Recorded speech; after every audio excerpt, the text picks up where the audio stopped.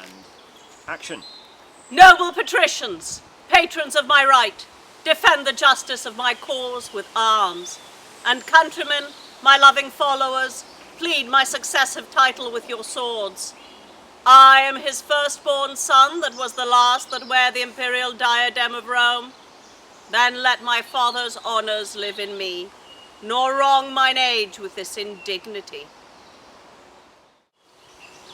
Romans, friends, followers, favourers of my right, if ever Bassianus, Caesar's son, were gracious in the eyes of royal Rome, keep then this passage to the Capitol, and suffer not dishonour to encroach the imperial seat to virtue.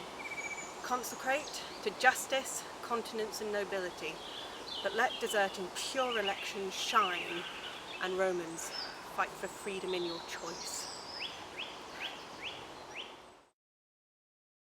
Princes that strive by factions and by friends ambitiously for rule and empery, know that the people of Rome, for whom we stand a special party, have by common voice in election for the Roman empery chosen Andronicus, surnamed Pius, for many good and great deserts to Rome. A nobler man, a braver warrior, lives not this day within the city's walls. He by the Senate is excited home from weary wars against the barbarous Goths, that with his sons, a terror to our foes, hath yoked a nation strong, trained up in arms. 10 years are spent since first he undertook this cause of Rome, and chastised with arms our enemy's pride. 5 times he hath returned bleeding to Rome, bearing his valiant sons in coffins from the field. And at this day, to that monument of that Andronici, done sacrifice of expiation, and slain the noblest prisoner of the Goths. And now at last, laden with honour's spoils, returns the good Andronicus to Rome, renowned Titus flourishing in arms. Let us entreat, by honour of his name, whom nobly you would now have succeed, and in the Capitol and Senate's right, whom you pretend to honour and adore, that you withdraw and abate your strength, dismiss your followers, and, as suitors should, lead your deserts in peace and humbleness. How fair the tribune speaks to calm my thoughts. Marcus Andronicus, so do I affy in thy uprightness and integrity, and so I love and honour thee and thine, thy noble brother Titus and his sons, and her to whom my thoughts are humbled all, gracious Lavinia, Rome's rich ornament. That I will here dismiss my loving friends, and to my fortunes and the people's favour commit my cause in balance to be weighed. Friends that have been thus forward in my right, I thank you all, and here dismiss you all. And to the love and favour of my country commit myself, my person and the cause. Rome be as just and gracious unto me as I am confident and kind to thee. Open the gates and let me in. Tribunes, and me, a poor competitor. Make way, Romans. The good Andronicus, patron of virtue, Rome's best champion, successful in the battles that he fights, with honour and with fortune is returned, from where he circumscribed with his sword and brought to yoke the enemies of Rome.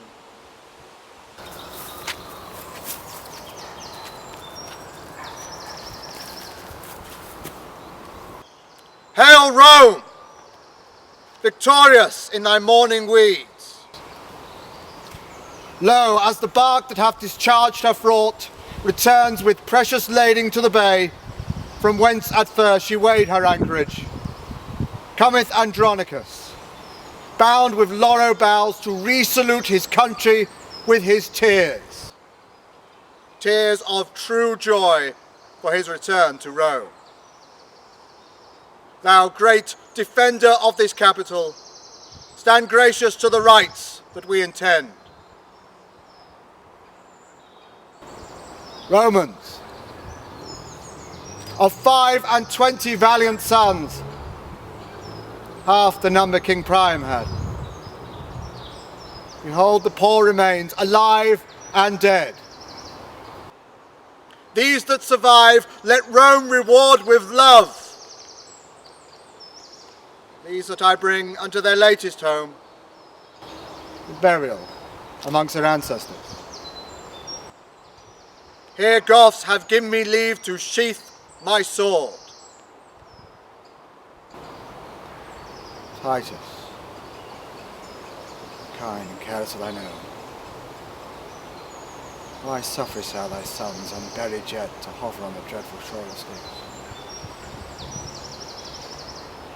Make way to lay them by their brethren.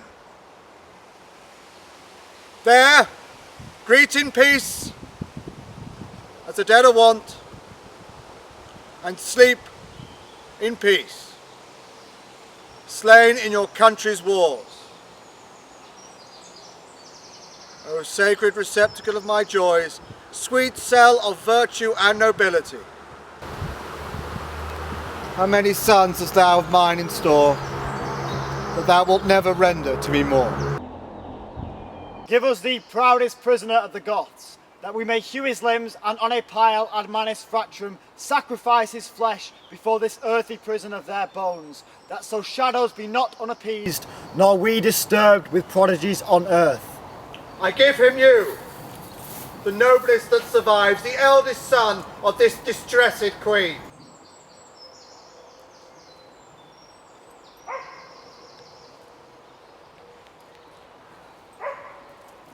Away with him, and make a fire straight, and with our swords upon a pile of wood, let's hew his limbs till they be clean consumed.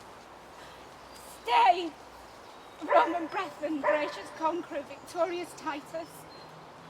Through the tears I shed, a mother's tears in passion for her son, and if thy son were ever dear to thee, oh, think my son to be as dear to me. Sufficeth not that we are brought to Rome to beautify thy triumphs, and return captive to thee and to thy Roman yoke, but must my sons be slaughtered in the streets for valiant doings in their country's cause? For if to fight for king and commonweal were piety in thine, it is in these. Andronicus, stain not thy tomb with blood. Wilt thou draw near the nature of the gods? Draw near them then in being merciful. Sweet mercy is nobility's true badge. Thrice noble Titus, spare my firstborn son. Patient yourself now. Pardon. These are their brethren whom your gospel held alive and dead. For their brethren slain, religiously they ask a sacrifice. To this your son is marked, and die he must. Appease their groaning shadow, the God.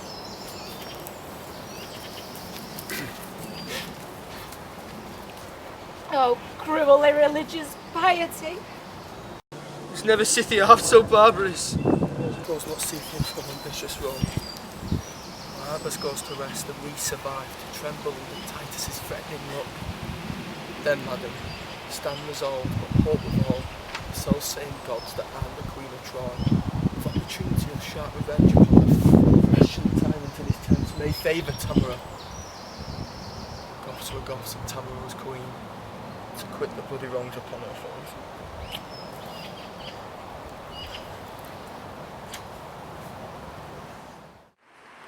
See, Lord and Father, how we have performed our Roman rites. Allow us limbs aloft, entrails feed the sacrifice of fire, whose smoke like incense decketh in the sky. Remaineth not but to insert our brethren, and with loud welcome them to Rome. Let it be so. Let Andronicus make this his latest farewell to the son.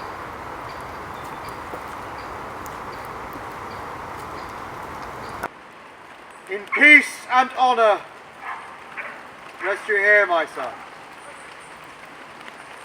Rome's readiest champions, repose you here in rest. Secure from worldly chances and the past. They lurch no treason, they no envy strive. They grow no damned drugs, here are no storms. No noise, but silence and eternal sleep. In peace and honour, rest you here. In peace and honour live Lord Titus long. My noble lord and father, live in fame. Lo, at this tomb my tributary tears I rend from my brethren's obstacles, and at thy feet I kneel in tears of joy. Spread on this earth will I return to Rome. Oh, bless me here with thy victorious hand, whose Rome's best citizens applaud. Kind Rome, thou hast lovingly reserved the cordial of mine age to glad mine heart. Lavinia, live! Outlive thy father's days, and fame's eternal date for virtue's praise. Long live Lord Titus, my beloved brother, gracious triumpher in the eyes of Rome. Thanks, gentle tribune, noble brother Marcus. And welcome, nephews from successful wars, you that survive and you that sleep in fame. Fair lords, your fortunes are alike in all, that in your country's service drew your swords. But safer triumph is this funeral pomp that hath aspired to Solon's happiness and triumphs over chance in honour's bed. Titus Andronicus, the people of Rome, whose friend in justice thou hast ever been, send thee by me, their tribune and their trust, this parliament of white and spotless hue, and name thee in election to the empire, with these our late deceased emperor's sons. Be candidatus then, and put it on, and help to set ahead on headless Rome. A better head her glorious body fits than this, that shakes for age and feeble. What, should I don this robe and trouble you? Be chosen with proclamation today, tomorrow yield up rule, resign my life, and set abroad on new business for you all? Rome, I have been thy soldier 40 years. I led my country's strength successfully and buried 21 valiant sons, knighted in field, slain manfully in arms, in right and service of their noble country. Give me a staff of honour for mine age, and not a sceptre to control you. I've rightly held it, lords, and held it last. Titus, thou shalt obtain and ask the empery. Proud and ambitious tribune, canst thou tell? Patience, Prince Saturninus. Romans, do me right! Patricians, draw your swords and sheathe them not till Saturninus be Rome's emperor. Andronicus, would thou wert shipped to hell rather than rob me of the people's hearts? Proud Saturnine, interrupted the good that noble-minded Titus means to thee. Content thee, Prince, I will restore thee to the people's hearts and wean them from themselves. Andronicus, I do not flatter thee, but honour thee, and will do till I die. If my faction thou strengthen with thy friends, I will most thankful be. And thanks to men of noble mind is honourable meed. People of Rome and people's tribunes here, I ask your voices and your suffrages. Will you bestow them friendly on Andronicus? To gratify the good Andronicus and gratulate his safe return to Rome, the people will accept whom he admits. Tribune, I thank you. In this suit I vote. Will you create our emperor's eldest son, Lord Saturnine, whose virtues will, I hope, reflect on Rome as Titans raise on earth, and ripen justice in this commonwealth. And if you elect by my advice, crown him and say, long live our emperor. With voices and applause of every sort, patricians and plebeians, we create Lord Saturninus, Rome's great emperor, and say, long live our emperor Saturnine! Long live our Emperor Saturnine! Titus Andronicus, for thy favours done to us in our election this day, I give thee thanks in part of thy deserts, and will with deeds requite thy gentleness. And for an onset, Titus, to advance thy name and honourable family, Lavinia will I make my empress, Rome's royal mistress, mistress of my heart, and in the sacred pantheon her espouse. Tell me, Andronicus, doth this motion please thee? It doth, my worthy lord. And in this match I hold thee highly honoured of your grace. Thanks, noble Titus, father of my life. And here in sight of Rome, to Saturnine, King and Commander of our Commonweal, the wide world's Emperor, do I consecrate my sword, my chariot, and my prison. Presents well worthy Rome's imperious lord. Receive them then, the tribute that I owe, mine honour's ensigns humbled at thy feet. Thanks, noble Titus, father of my life. How proud I am of thee and of thy gifts, Rome shall record. And when I do forget the least of these unspeakable deserts, Romans, forget your fealty to me. Now, madam, are you prisoner to an emperor, to him that for your honour and your state will use you nobly and your followers.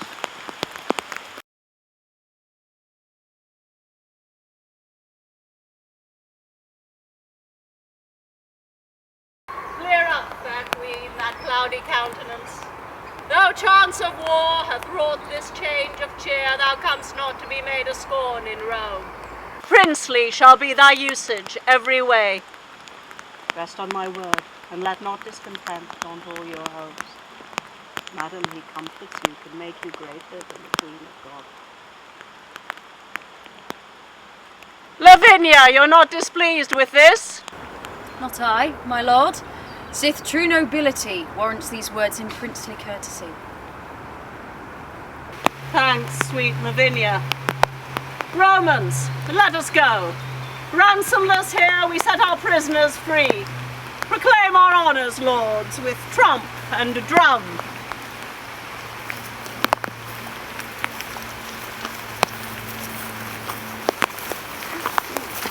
Lord Titus, by your leave, this maid is mine.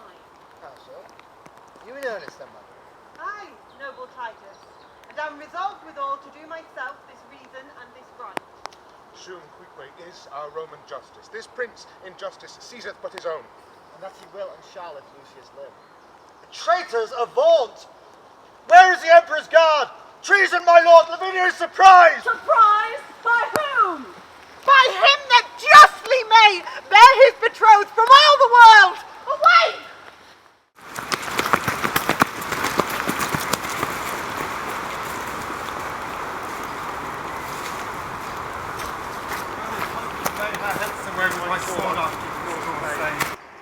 My lord, you pass not here. Thou villain boy! Barrest me my way in Rome! Help, Lucius! Help! My lord, you are unjust and more than so. In wrongful quarrel you have slain a son. No! Not thou, nor he are any sons of mine. My sons would never so dishonour me. Traitor, restore Lavinia to the Emperor. Dead, if you will, but not to be his wife. That is another's lawful promised love.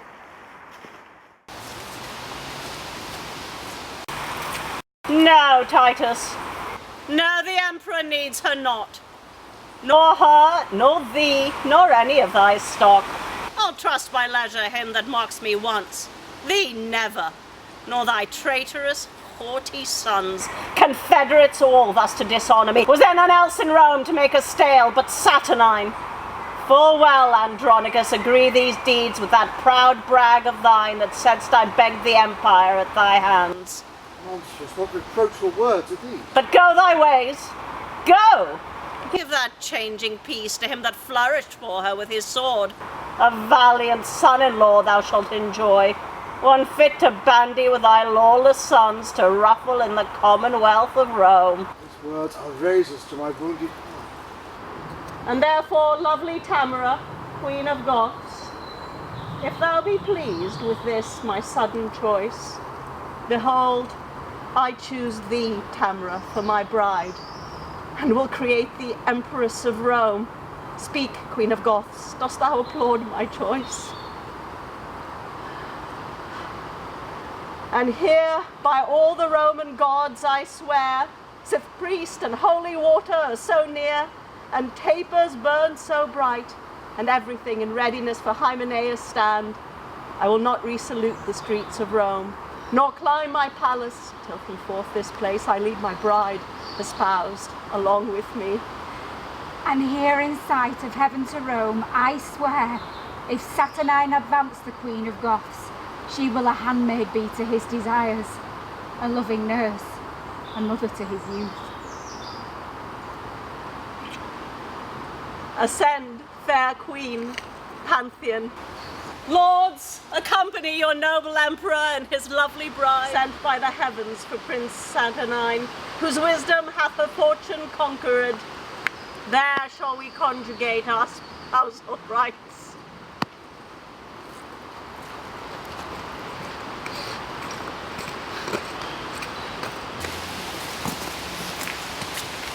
Not bid to wait upon this bride. Titus, art thou wont to walk alone, dishonoured thus and challenger of wrong?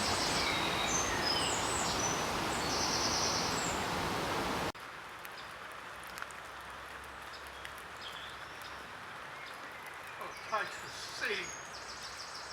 Oh, see what thou hast done. In a bad quarrel slain a virtuous son. No, foolish tribune, no. No son of mine, nor thou, nor these, confederates in the deed, unworthy brother and unworthy sons. But let us give him burial as becomes. Give Mucius burial with our brethren. Traitors, away! He rests not in this tomb. This monument 500 years hath stood, which I have sumptuously re-edified. Here none but soldiers and Rome's servitors repose in fame, none basely slain in brawls. Bury him where you can, he comes not here. My lord, this is impiety in you. My nephew Mucius' deeds do plead for him. He must be buried with his brethren. And shall. For him we will accompany. And shall? What villain was it spake this word? He would vouch it in any place but here. And what, would you bury him in my despite? No, noble Titus, but entreat of thee to pardon Mucius and to bury him. Tis even thou who struck upon my crest. My honour lies. My foes, I do repute you every one. So trouble me no more, but get thee gone! He is not with himself. Let us withdraw. Not I. So Mucius' bones be buried. Brother, for in that name doth nature plead. Father, for in that name doth nature speak. Speak thou no more, if all the rest will speak. Renowned Titus, more than half my soul. Dear Father, soul and substance to us all. Suffer thy brother Marcus to inter his noble nephew here in virtue's nest, that died in honour and Lavinia's cause. Thou art a Roman, be not barbarous. The Greeks, upon advice, did bury Ajax that slew himself, and wise Laertes' son did graciously plead for his funerals. Let not young Mucius then, that was thy joy, be barred his entrance here.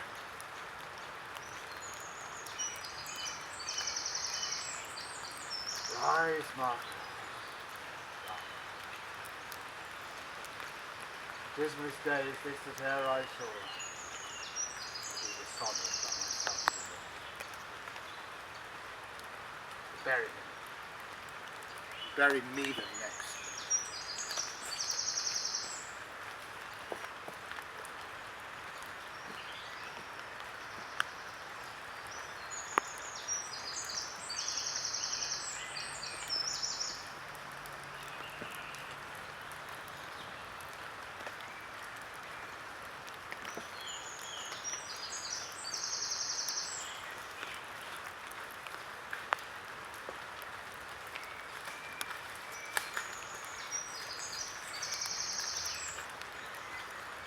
Here lie thy bones, Ignatius. So we will trophy to adorn thy tomb. No man shed tears for noble Mucius. He lives in fame that died in virtue's cause. My lord, step out of these dreary dumps. How comes it that the subtle queen of Goths is of a sudden thus advanced in Rome? I know not, Marcus, but I know it is. Whether by device or no, the heavens can tell. Is she not then beholden to the man that brought her to this high good turn so far? Yes, and will nobly him remunerate. Sir Bassianus, you have played your prize. God give you joy, sir, your gallant pride. And you of yours, my lord. I say no more, nor wish no less, and so I take my leave. Traitor, if Rome have law or we have power, thou and thy faction shall repent this rape.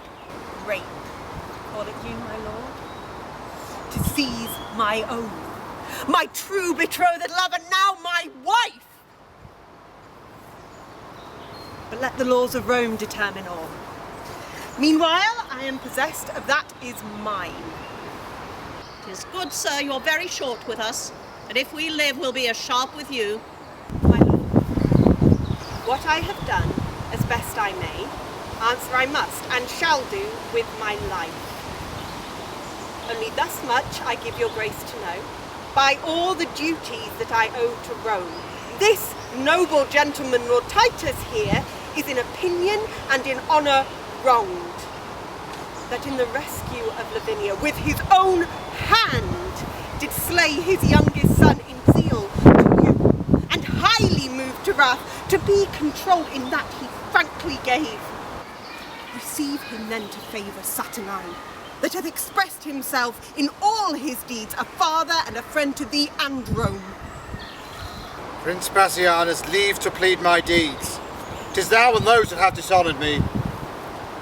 Rome and the righteous heavens be my judge how I have loved and honoured Saturn. My worthy lord, if ever Tamara were gracious in those princely eyes of thine, then hear me speaking differently for all, and at my suit sweet, pardon what is past. What, madam, be dishonoured openly and basely put it up without revenge? Not so, my lord. The gods of Rome forfend I should be altered to dishonour you, but on mine honour, dare I undertake for good Lord Titus' innocence in a way, whose fury not dissembled speaks his griefs, and at my suit, look graciously on him. He's not so noble a friend on vain suppose, nor with sour looks afflict his gentle heart. My lord, be ruled by me, be won at last, dissemble all thy griefs and discontents. You are but newly planted in your throne. Lest then the people and patricians too upon a just survey take Titus' part, and so supplant you for ingratitude, which Rome reputes to be a heinous sin. Yield at entreaties and let me. I'll find a day to massacre them, and raise their faction and their family, the cruel father and his traitorous sons to whom I sued for my dear son's life. And let them know what 'tis to let a queen kneel in the streets and beg for grace in vain. Come, sweet emperor. Come, Andronicus. Take up this good old heart that dies in tempest of thy angry frown. Titus, my empress hath prevailed. Thank your majesty. And her, my lord. These words, these looks infuse new life. Titus, I am incorporating Rome, a Roman now, adopted happily, and must advise the emperor for his good. This day all quarrels die, Andronicus, and let it be mine honour, good my lord, that I have reconciled your friends and you. For you, Bassianus, I have passed my word and promise to the emperor that you will be more mild and tractable. And fear not, my lords, and you with me. By my advice, all humbled on your knees, you shall ask pardon of his majesty. We do, and vow to heaven and to his highness that what we did was mildly as we might, tendering our sister's honour and our own. This, on mine honour, here do I protest. Away and talk not. Trouble us no more. Nay, nay, sweet emperor, we must all be friends. The tribune and his nephews kneel for grace. I will not be denied. Sweetheart, look back. Marcus, for thy sake, and thy brothers here, and at my lovely Tamara's entreats, I do remit these young men's heinous faults. Lavinia, though you left me like a churl, I found a friend, and sure as death I swore I would not part a bachelor from the priest. Come, if the emperor's court can feast two brides, you shall be my guest, Lavinia, and your friends. This day shall be a love day, Tamara. Tomorrow, an it please your majesty, to hunt the panther and the hards with me. With horse and hounds will give your grace bonjour. Be it so, Titus, and gramercy too. Now climbeth Tamara Olympus' top, safe out of fortune's shot, sits aloft, secure above thunder's crack and lightning's flash, advanced above pale envy's threatening reach, and as a golden sun salutes the morn, and, having gilt the ocean with his beams, gallops a zodiac in his glistening coach, and overlooks the highest peering hills. So Tamara, upon her wit doth earthly honour wait, and virtue stoops and trembles at her frown. Then Aaron, arm thy heart and fit thy thoughts to the mount aloft of this new made empress, and mount her pitch, whom thou in triumph long hast prisoner held, fettered in amorous chains, and faster bound to Aaron's charming eye than Prometheus tied to Caucasus. Away with slavish weeds and servile thoughts. I will be bright and shine in pearl and gold to wait upon this new made empress. To wanton with this queen, this nymph, this Semiramis, this goddess, this siren that charms Rome's Saturnine. I made shipwreck on his commonweals. What storm is this?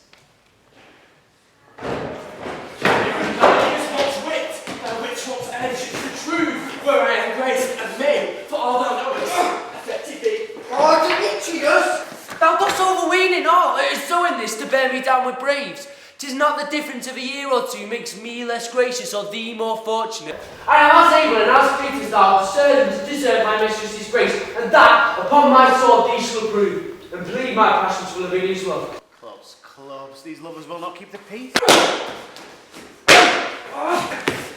Why, boy, although our mother, unadvised, gave you a dancing rapier by your side, are you so desperate grown to threat your friends? Go to. I have to lay clue between your sheep to know better how to handle it. Meanwhile, sir, with the little skill I have, full well shall thou perceive how much I bear. Aye, boy, grow ye so brave?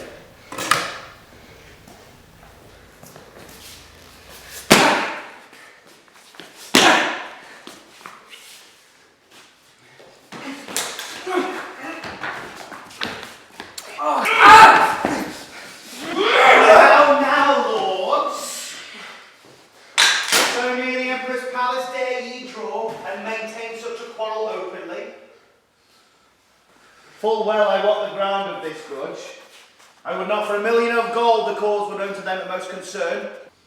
Nor would your noble mother for much more be so dishonoured in the court of Rome. For shame put up. Not I.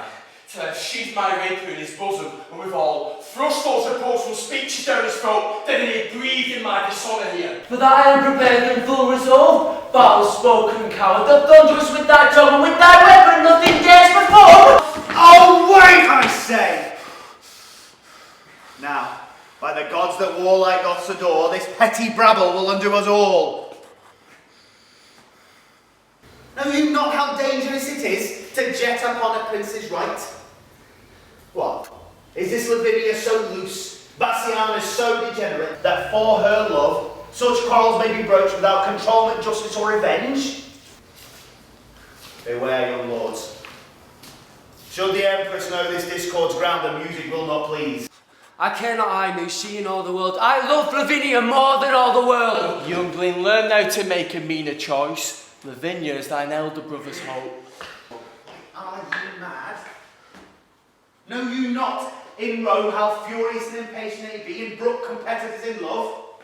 I tell you, young lord, you do but plot your deaths by this device. Aaron, 1,000 deaths would I propose to achieve her whom I love. To achieve her how? Why, master, it's so strange. She's a woman, therefore may be won. She's a woman, therefore may be wooed. She's Lavinia, therefore must be loved. What, man? More water gladeth by the mill than what's the miller of? Easy it is of a cut love to steal a shive, we know. Though Bassianus be the emperor's brother, better than he have won Vulcan's badge. As good as Saturnine, Then why should he know to despair it that knows to court it, with fair words and liberality? What, has thou not often struck her doe? I borne her cleanly by the keeper's nose. Why then, perhaps some certain snatch or so will serve your turns. Aye, so the turn was said. Oh, that's a hit it. Would you hit it too? Then shall we not be done with this ado? Aye, hark ye, hark ye. Are you such fools to square for this? Would it offend you then, that both should speed? Faith not me. Nor me swallow one. Aye, for shame, and join for that you jar. 'Tis but policy and stratagem must do that affect you, and so must resolve that which you cannot as you could achieve. You must perforce accomplish as you may. Take this of me. Lucretia is no more chaste than this Lavinia Bassianus' love. A speedier course and lingering languishment must be pursued, and I have found the path. My lords, a solemn hunting is in hand, and there the lovely Roman ladies troop. The forest walks are wide and spacious. Many unfrequented plots there are, fitted by kind for rape and villainy. Single you thither then this dainty doe, and strike her home by force, if not by words. This way, or not at all, stand you in hope. Come, come. The Empress, with her sacred wit her villainy and vengeance consecrate. We will acquaint with all what we intend, and she will file our enges with advice that will not suffer you to square yourselves, but to your wishes height advance you both. The Emperor's court is like the house of fame. Their palace is full of tongues, of eyes and ears. The woods are ruthless, dreadful, deaf and dull.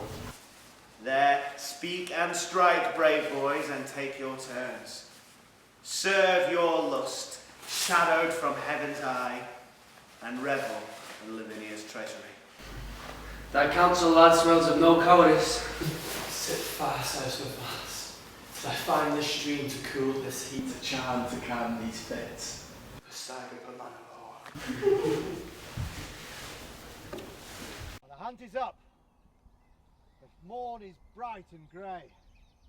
The fields are fragrant and the woods are green. Sons, let it be your charge, as it is ours, to tend the Emperor's person carefully. I've been troubled in my sleep, as you know. But dawning day new comfort have inspired. Many good morrows to your majesty, and to you, madam, as many and as good. I promised your grace a hunter's peal. And you have rung it lustily, my lords.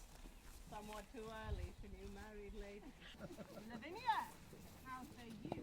I say no. I have been broad awake 2 hours. Come, horse and chariots let us have, and to our sport. Madam, now shall you see our Roman hunting. I have dogs, my lord, will rouse the proudest panther in the chase, and climb the highest promontory top. And I off horse will follow where the game makes way, and make like swallows o'er the field.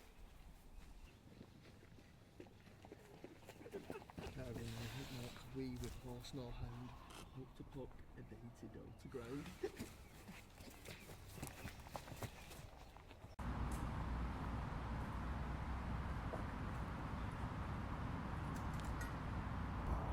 He that had wit would think that I had none, to bury so much gold under a tree never after to inherit it. Let him that think of me so abjectly know that this gold must coin a stratagem that cunningly effected will beget a very excellent piece of villainy. So repose, sweet gold, and their unrest. They'll have their arms out of the Empress's chest. My lovely Aaron. Wherefore look'st thou sad? And everything does make a gleeful boast. The birds chant melody on every bush. The snakes lie rolled in the cheerful sun. The mountains quiver with a cooling wind and a shadow on the ground.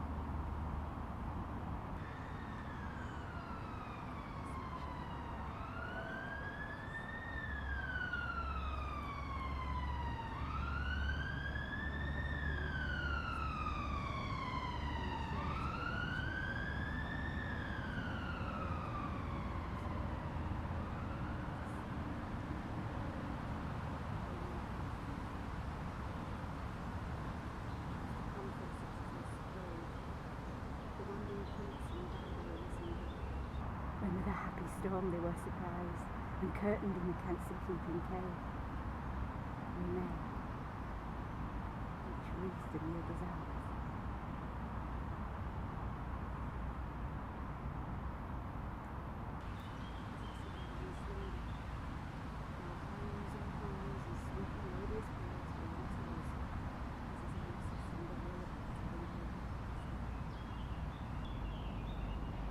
Madam, though Venus govern thy desires, Saturn is dominator over mine. What signifies my deadly standing eye? My silence and my cloudy melancholy? My fleece of woolly hair that now unfurls, even as an adder doth unroll to do some fatal execution? No, madam, these are no venereal signs.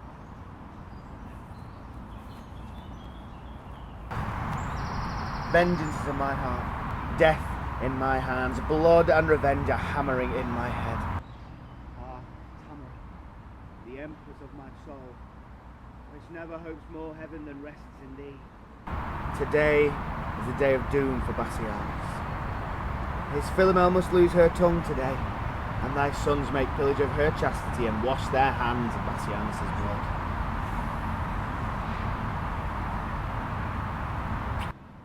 Seest thou this letter? Take it up, I pray, and give the king this fatal public scroll. Now question me no more, we are the spies. Here comes the parcel of our hopeful booty, which dreads not yet their lives' destruction. Sweet boy, sweeter to me than love. No more, great empress. Bassianus comes. Be cross with him, and I'll fetch thy sons to back thy quarrels, whatsoe'er may be.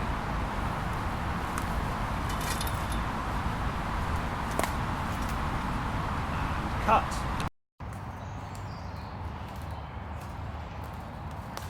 Who have we here? Rome's royal empress, unfurnished of her well-beseeming troop. Or is it Diane, habited like her, who hath left her holy groves to see the general hunting in the forest? Saucy controller of my private steps. Had I the power that some say Diane had, thy temple should be planted presently with horns, as was Actaeon's, and the hound should drive upon their newly transformed limbs, unmanly intruders. Under your patience, gentle Empress. 'Tis thought you had a goodly gift in horning. And to be doubted that your Moor and you are single forth to try thy experiments. Jove, shield your husband from his hounds today. 'Tis pity they should take him for a stag. Believe me, queen, your swarth Cimmerian doth make your honour of his body's hue spotted, detested, and abominable. Why are you sequestered from all your train, dismounted from your snow-white goodly steed, and wandered hither to this obscure plot, accompanied but with a barbarous Moor, if foul desire had not conducted you? And being intercepted in your sport, great reason that my noble lord be rated for sauciness. I pray you let us hence. Let her joy her raven-coloured love. This valley fits the purpose passing well. The king, my brother, shall have notice of this. Aye, for these slips have made him noted long. Good king, to be so mightily abused. Why I have patience to endure all this? How now, dear sovereign? And our gracious mother? Why doth your highness look so pale and wan? Have I not reason, think you, to look pale? These two have ticed me hither to this place. A barren, detested vale, you see it is. The trees, though summer, yet forlorn and lean, overcome with moss and baleful mistletoe.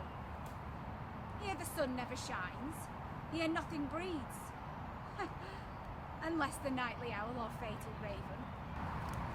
And when they showed me this abhorred pit, they told me here, at dead time of night, 1,000 fiends, 1,000 hissing snakes, 10,000 swelling toads, as many urchins, would make such fearful and confused cries as any mortal being hearing it should straight fall mad or else die suddenly.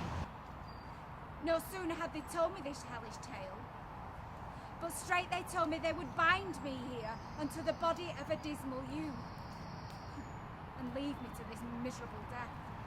And then they called me foul adulteress, lascivious goth, and all the bitterest terms they ever ear did hear to such effect.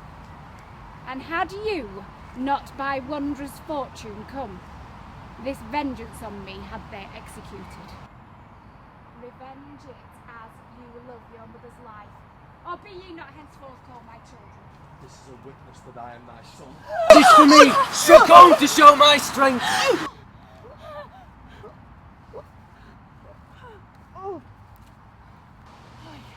Come, Semiramis, nay, barbarous Tamara, for no name fits thy nature but thine own. Give me the poniard, my boys. You shall know your mother's hand shall right your mother's wrong. Stay, madam, it comes here. First flash the corn, then after burn the straw. This minion stood upon her chastity, upon a neutral vow, her loyalty, and with that brave her mightiness. And shall she carry this unto her grave? And if she do, I would die her on eunuch. Drag hence her husband to some secret hole and make his dead trunk belong to our loss. But when ye have the honey we desire, let not this wasp outlive us both to sting. I warrant you, madam, that will make sure. Come, mistress, thou perforce will enjoy some of that nice preserved honesty of yours. Tamara, thou bearest a woman's face! I will not hear her speak. Away with her! Sweet lords, entreat her, hear me but a word! Leave it here, madam. Some lenten flint to drops of rain. When did the tiger's young one seize the dove? Do not burn her wrath. She taught it thee, the milk thou sucked from her did turn to marble. But every mother brings not sons alike. Do thou entreat to show me a woman's pity. What? Wouldst thou have me prove myself a bastard? 'Tis true, the raven doth not hatch a lag. But yet, I have heard. Oh, could I find it now? The lion, moved with pity, did endure to have his princely paws pared all away. Some say that ravens foster forlorn children, the whilst their own birds famish in the nest. Oh, pity me, though thy hard heart say no, nothing so kind but something pitiful. I know not what it means. Away with her! Oh, let me teach thee! For my father's sake that gave thee life when well he might have slain thee. Be not obdurate, open thy deaf ears! Hadst thou in person there offended me, even for his sake am I pitiless. Remember, boys, I poured forth tears in vain to save your brother from the sacrifice, but fierce Andronicus would not relent. Therefore, away with her, and use her as you will. The worse to her, the better loved of me. Oh, Tamara! Be called a gentle queen, and with thine own hand kill me here in this place, for it is not life that I have begged so long. For I was slain when Bassianus died. What begs thou, fond woman? Let me go. 'Tis present death, I beg, and one thing more. Till I'll keep me from no worse than killing lost. And tumble me into some loathsome pit when everyone's on me. Behold my body, do this and be a gentle murderer. So should I rob my sweet sons of their fee? No. Let them satisfy their lust on thee. Away, for thou hast stayed us here too long. No grace, no womanhood. Oh, beastly creature, the plot and general enemy to our name, confusion, vile. Nay, then I'll stop thy mouth. Bring thou husband. This is the hall where Aaron bid us hiding.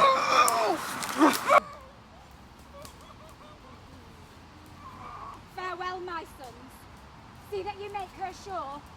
Ne'er let my heart know merry cheering deed till all the Andronic hide be made away. Now will I hence to seek my lovely more, and let my spleenful sons this troll deflower.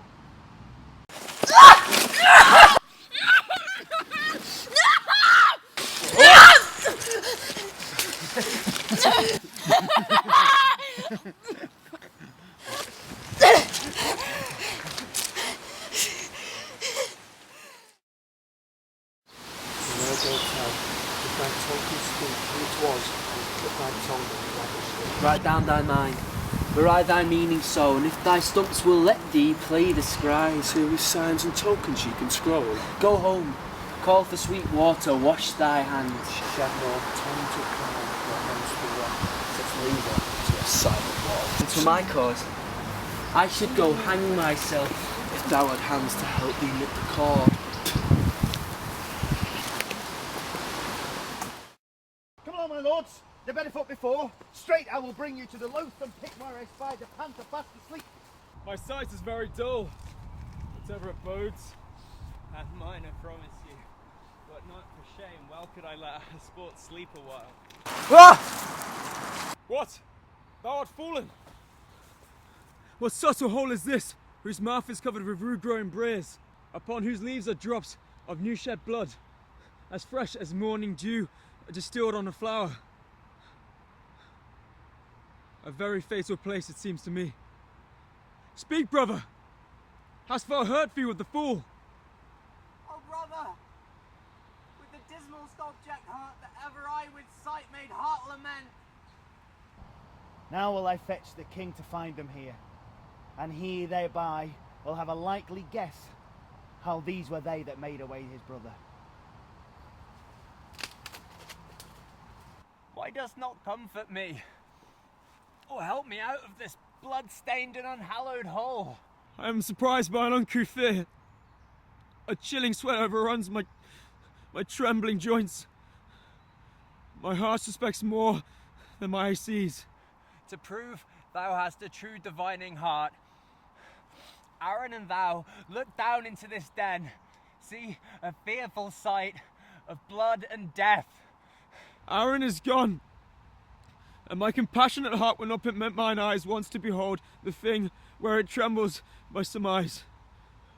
Oh, tell me who it is, for never till now was I a child to fear I know not what. Lord Bassianus lies buried in blood, all on a heap, like a sheep ready slaughtered, in this detested, dark and blood-drinking pit. If it be dark, how dost thou know 'tis he? He doth wear on his bloody finger a precious ring that lightens all the whole, which, like some taper at some monument, doth shine upon the dead man's earthy cheeks and light the ragged entrails of this pit. So pale the moon did shine on Pyramus when he at night did bathe in maiden's blood. Oh, help me, brother, with thy fainting hand, if fear hast made thee faint, as me it hath, out of this foul devouring compartment, as hateful as Coctius's misty mouth. Reach my hand, that I may help thee out. Oh, wanting strength, do so good, I may be plucked into the swallowing womb of this deep pit. Poor Bassianus' grave, I have no strength to pluck thee to the brink. Nor I no strength to climb without thy help. Thy hand once more, I will not loose again, till thou art here aloft, or I below. Thou canst come to me, I come to thee.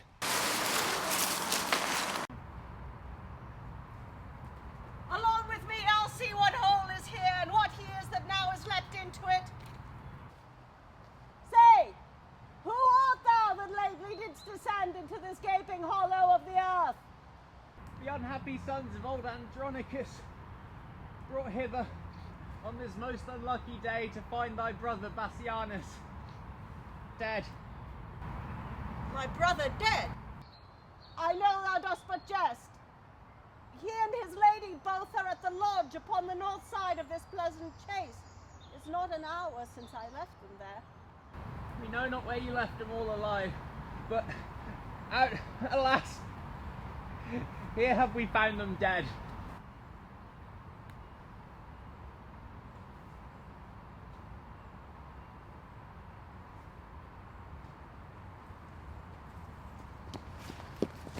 Where is my lord the king? Here, Tamara. Oh, grief, oh, killing grief. Where is thy brother Bassianus? Now to the bottom dost thou search my wound. For Bassianus, here lies neither of it. Not too late I bring this faithful gift. Complex of this timeless tragedy, I wonder greatly that man's face can fold in pleasing smiles such murderous tyranny. This to me, answer, sweet answer. Messianus, 'tis me. Do thou so much as dig the grave for me? Thou know'st how mean it.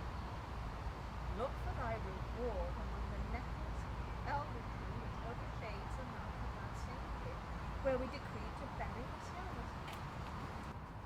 Do this and purchase us thy lasting friends. Oh, Tamara was ever heard the like. This is the pit, and this the elder tree. Look, sirs, if you can find the huntsman out that should have murdered Bassianus here.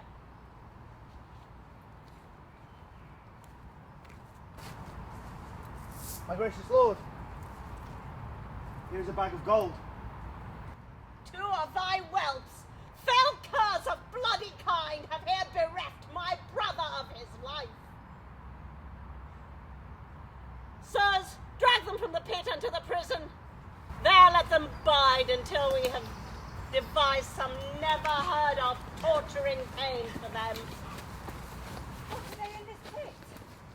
A wondrous thing how easily murder is discovered. Upon my feeble knee I beg this boon with tears not lightly shed, that this fell fault of my accursed sons, accursed if the fault be proved. If it be proved, you see it is apparent. Who found this letter? Tamara, was it you? Andronicus himself did take it up. I did, my noble lord, yet let me be their bail, for by my father's reverend tomb I vow they shall be ready at your highness's will to answer their suspicion with their lives. You shall not bail them. See you come with me. Some bring the murdered body, some the murderers. Let them not speak a word. Their guilt is plain, for by my soul, were there worse end than death, that end upon them should be executed. Hear me, great fathers! Noble tribune, stay! For pity on mine age whose youth was spent in dangerous wars while you securely slept. For all my blood in Rome's great quarrel shed. For all the frosty nights that I have watched. For these bitter tears which now you see filling the aged wrinkles in my cheeks. Be pitiful to my condemned sons, whose souls are not corrupted as 'tis thought. Andronicus, I will entreat the king. Fear not thy sons, they shall do well enough. Action! Who is this? My niece that flies away so fast. Cousin, a word, where is your husband? If I do dream that all my wealth would wake me. If I do wake, some planet strike me down, that I may slumber in eternal sleep. Speak, gentle niece! What stern, ungentle hands hath lopped and hewed and made thy body bare of her two branches? Those sweet ornaments whose circling shadows kings have sought to sleep in and might not gain so great a happiness as half thy love. Why dost not speak to me? Alas! A crimson river of warm blood like from a bubbling fountain stirred with wind doth rise and fall between thy rosed lips. Come and going with thy honey breath. But sure some Tereus hath deflowered thee, unless thou should detect and cut thy tongue. Oh, now thou turnst away thy face for shame, notwithstanding all this loss of blood. Thus from a conduit with three issuing spouts, yet do thy cheeks look red as Titan's face blushing to be encountered with a cloud. Shall I speak for thee? Shall I say 'tis so? Oh, that I knew thy heart, and knew the beast that I might rail at him to ease my mind. Sorrow concealed like an oven stop doth burn the heart to cinders where it is. Oh, fair Philomel, why she but lost her tongue and in a tedious sampler sowed her mind. But, gentle niece, that mean is cut from thee. The craftier Tereus' cousin hast thou met, and he hath cut those fingers off. Could have better show than Philomel. Oh, had the monster seen those lily hands tremble like aspen leaves upon a lute, and make the silken strings delight to kiss them, he would not then have touched them for his life. Oh, had he heard the heavenly harmony which that sweet tongue hath made, he would have dropped his knife and fell asleep like Cerberus at the Thracian poet's feet. Come, let us go and make thy father blind. For such a sight will blind a father's eye.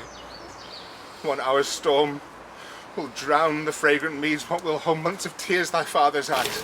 Do not draw back, for we will mourn with thee. Oh, could our mourning case thy misery?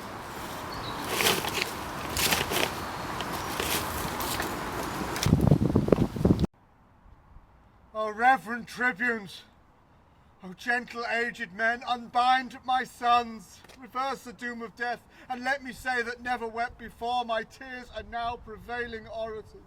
My noble father, you lament in vain. The tribunes hear you not, no man is by, and you recount your sorrows to a stone. Lucius, for thy brothers let me speak. O grave tribunes, once more I entreat of thee. My gracious father, no tribune hears you speak. It is no matter, man. If they did hear, they would not mark me. If they did mark me, they would not pity me. Yet plead I must, bootless unto them. Therefore I tell my troubles to the stone. For though they cannot answer my distress, yet in some sort they are better than the tribunes, for that they will not intercept my tale. When I do weep, they humbly at my feet receive my tears and seem to weep with me. And were they but attired in grave weeds, Rome could afford no tribunes like to these. Stone, soft as wax, tribunes more hard than stones. Stone is silent and offendeth not, and tribunes with their tongues do men to death. Wherefore stands thou with thy weapon drawn? To rescue my brothers from their death, for which attempt the judges have pronounced my everlasting doom of banishment. Oh, happy man! They have befriended thee! My foolish Lucius, dost thou not perceive that Rome is but a wilderness of tigers? Tigers must prey, and Rome affords no prey but me and mine. How happy art thou then from these devourers to be banished? It comes with our brother Marcus. Titus, prepare thy aged eyes to weep, or if not so, thy noble heart to break. I bring consuming sorrow to thine age. Will it consume me? Let me see it. This was thy daughter.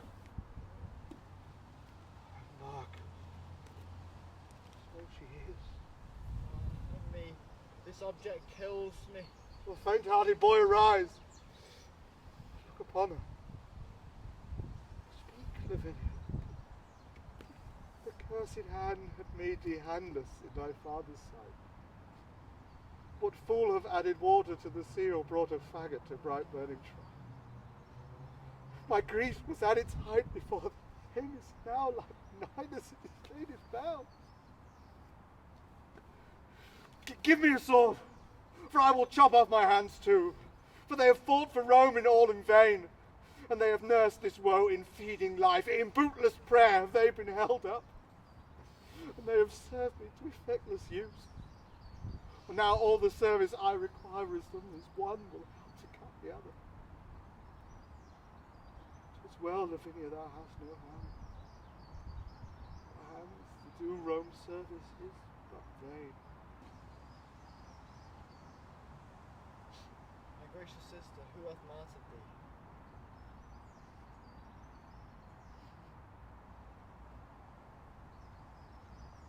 That delightful engine of her thoughts.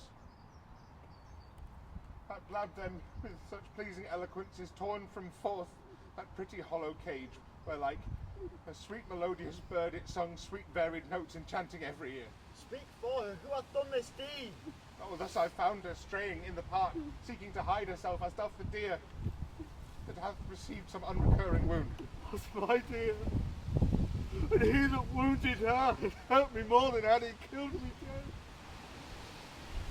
For now I stand as one upon a rock, right to the wilderness of sea. Marks the waxing tide grow wave by wave, expecting everyone some envious surge will in his brinish bowels swallow him. This way to death, my wretched sons are gone. Here stands my other son, a banished man, and here my brother weeping at my woes. Which gives my soul the greatest spur. Is dearer than you, dearer than my soul. Had I but seen thy picture in this light, it would have maddened me. What shall I do now I see thy lively bodies? Thou hast no hands to wipe away thy tears, no tongue to tell me who was martyred. Thy husband, he is dead, and by his death my brothers are condemned and dead by this. Marcus, look! Son Lucius, look upon her, while I do name her brothers, and fresh tears stood upon her cheeks. Of doth the honey dew upon a gathered lily almost wither. Perchance she weeps because they killed her husband, perchance because she knows them innocent. If they did kill thy husband, then be joyful, for the law have taken revenge, and I must not do such foul a deed! Witness the sorrow. Gentle finger, let me kiss thy lip. Make some sign how I may do thee ease. Should thy good uncle, my brother Lucius, and thou and I sit round about some fountain, gazing down our cheeks, how they are stained like meadows get dry with miry slime left in the thy flood. And in that fountain shall we gaze so long, till the fresh taste be taken from that clearness and made a brine pit with our bitter tears. Shall we cut away our hands like thine, and bite our tongues, and in dumb shows pass the remainder of our hateful days? What shall we do? Doesn't have our tongues put some device of further misery to make us wander down the Father, cease your tears. At your grief, see how my wretched sister sobs and weeps. Patience, dear niece, good Titus.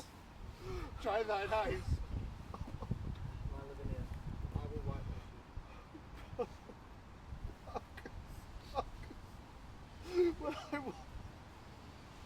My napkin cannot drink a tear of mine, for thou, poor man, hast drowned it with thine own.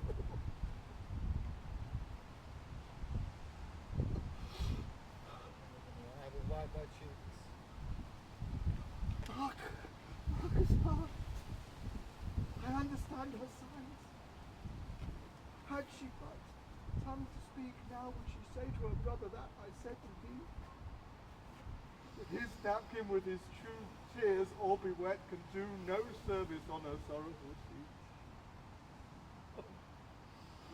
What a sympathy of woe is this!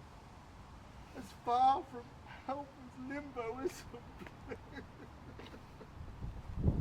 Titus Andronicus, my lord the emperor sends thee this word, that if thou love thy sons, let Marcus, Lucius, or thyself, old Titus, or any one of you, chop off your hand and send it to the king, and he for the same will send thee hither both thy sons alive, and that will be the ransom for their fault. Gracious Emperor, O gentle Aaron, did Evan Raven sing so like a lark to bring sweet tidings of the sun's uprise? With all my heart I'll give the Emperor my hand. Good Aaron, wilt thou help to chop it off? Stay, father, for that noble hand of thine that hath thrown down so many enemies shall not be sent. My hand will serve a turn. My youth can better spare the blood than you, and therefore mine shall save my brothers' lives. Which of your hands hath not defended Rome, and reared aloft a bloody battle axe, writing destruction on the enemy's castle? Oh, none of both but are of high desert. My hand hath been but idle. Let it serve now to ransom my 2 nephews from their death. Then have I kept it to a worthy end. Hey, come agree whose hand shall go along, for fear they die before their pardon comes. My hand shall go. By heaven, it shall not go. Such withered herbs are these, are meet for plucking up, and therefore mine! Sweet father, if I to be thought your son, let me redeem my brothers both from death. And for our father's sake and mother's care, now let me show a brother's love to thee. Agree between you. I will spare my hand. Then I'll go fetch an axe. But I will use the axe. Come hither, Aaron. I'll deceive them both. Lend me thy hand. I will give thee mine. This be deceit, and I am honest, and never whilst I live shall deceive men so. I'll deceive thee of another sort, and that you'll say ere half hour pass.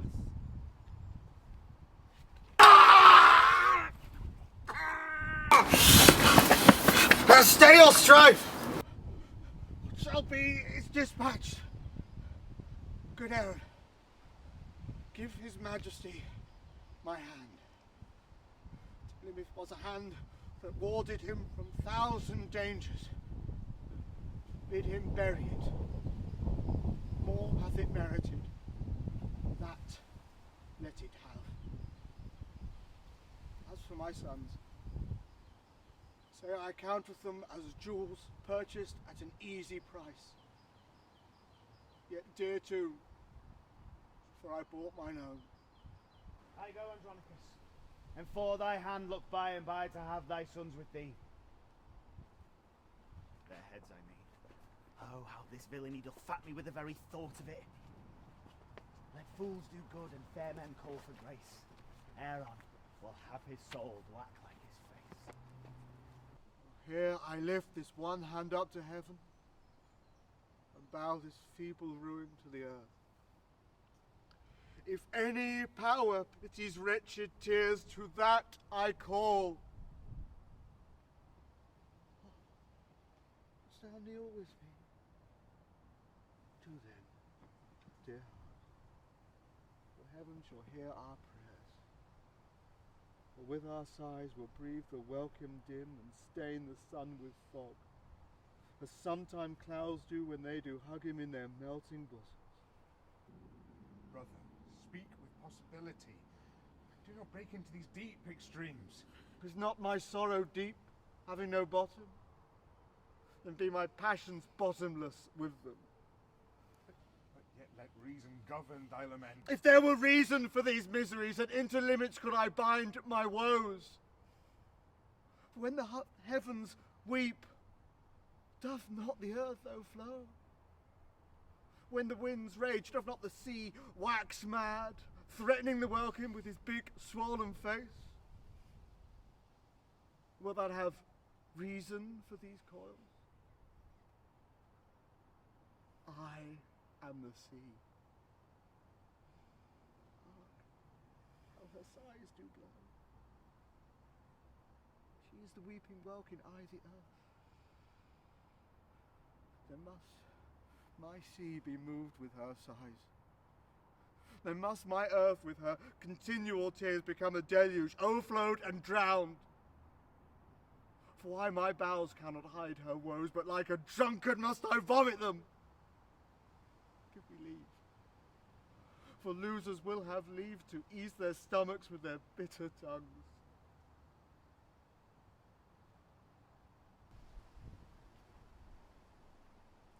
Worthy Andronicus, ill art thou repaid for that good hand thou sentest the emperor.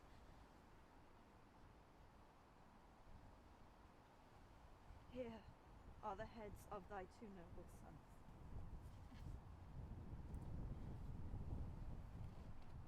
And here, thy hand.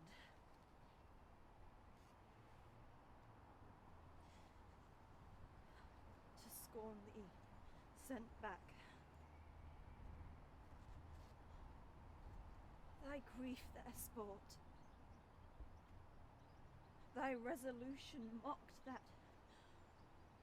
Woe is me to think on thy woe, more than remembrance of my father's death.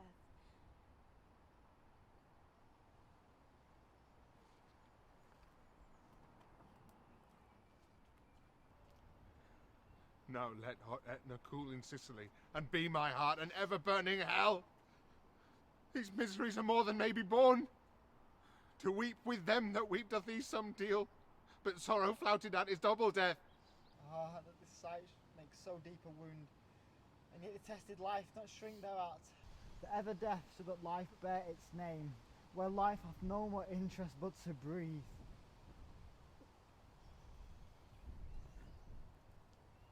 Alas, poor heart, that kiss is comfortless as frozen water to a starved snake. When will this fearful slumber have an end? Now farewell flattery. Die, Andronicus. Thou dost not slumber! See thy 2 sons' heads, thy warlike hand, thy mangled daughter here, thy other banished son with this dear sight, struck pale and bloodless, and thy brother, I, even like a stony image, cold and numb. Ah, no more will I control thy griefs. Rent off thy silver hair, thy other hand gnawing with thy teeth, and be this dismal sight the closing up of our most wretched eyes. Now is the time to storm, why art thou still? Why dost thou laugh? It fits not with this hour. I have not another tear to shed. Besides, this sorrow is an enemy, and would usurp upon my watery eyes and make them blind with tributary tears. In which way shall I find revenge's cave? For these 2 heads do seem to speak to me, and threat me I shall never come to bliss till these mischiefs be returned again, even in their throats that have committed them. Come, let me see what task I have to do. Heavy people circle me about, that I may turn me to each one of you and swear to my soul to right your wrong. The vow is made. Come, brother, take a head, and in this hand the other will I bear. Lavinia, thou shalt be employed in it. Bear thou my hand, sweet wench, between thy teeth. As for thee, boy, go, get thee from my sight. Thou art an exile, and thou must not stay. Hie to the Goths, and raise an army there. And if you love me, as I think you do, let's kiss and part, for we have much to do.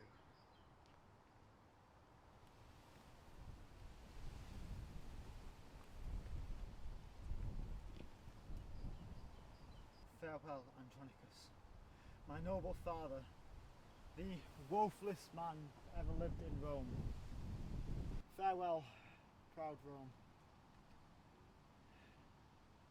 Till Lucius come again, he leaves his pledges dearer than his life. Farewell, Lavinia, my noble sister. Oh, would thou wert as thou tofore hast been, but now nor Lucius nor Lavinia live, but in oblivion and hateful griefs. If Lucius live, he will requite your wrongs, and make proud Saturnine and his empress beg at the gates like Tarquin and his queen. But now to the Goths, to raise a power and to be avenged on Rome and Saturnine.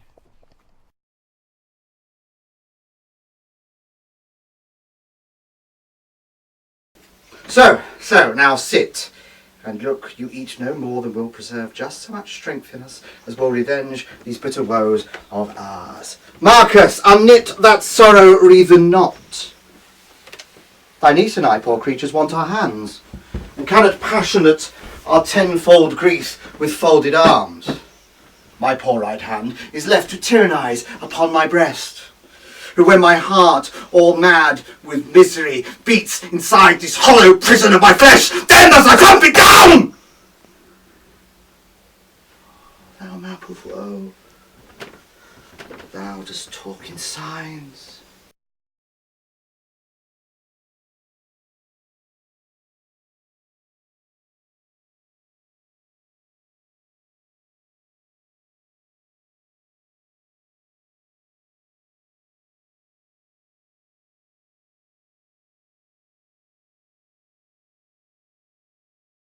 And make thou whole above thy heart, so that all the tears thy poor eyes let fall may run into that sink, and soaking in, drown the lamenting fool in sea-salt tears. Fie, brother, fie! Teach her not thus to lay such violent hands upon a tender life. How now? Has sorrow made thee dote already? My Marcus, no man should be mad but I. What violent hands can she lay on her life? Oh, wherefore dost thou urge the name of hands? Bid Aeneas tell the tale twice o'er, how Troy was burnt and he made miserable. Oh, handle not the theme to talk of hands, lest we remember still that we have none! Fine. How frantically I square my talk, as if we should forget we had no hands if Marcus did not name the word of hands. Come, let's fall to. And, gentle girl, eat this. There is no drink. Marcus, hark, what she does say. I understand all her martyred signs. She says she drinks no other drink but tears, brewed with sorrow, meshed upon her cheeks. Speechless complainer, I will learn thy thought. In thy dumb actions will I be as perfect as begging hermits in their holy prayers. Thou shalt not wink, nor sigh, nor hold thy stumps to heaven, nor nod, nor kneel, nor make a sign, but I of these will wrest an alphabet, and still by practice learn to know thy meaning. Good grandsire, leave these bitter deep laments. Make my aunt merry with some pleasing tale. Alas, the tender boy in passion moved doth weep to see his grandsire's heaviness. Peace, tender sapling, thou art made of tears, and tears will quickly melt thy life away.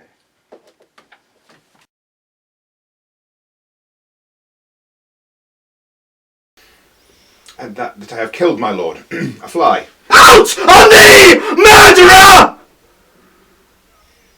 Thou killst my heart.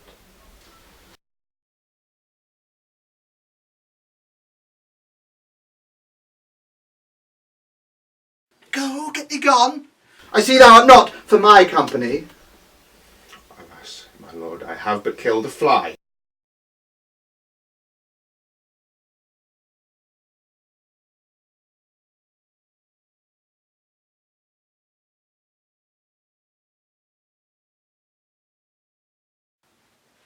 Poor, harmless fly, that with his pretty buzzing melody came here to make us merry.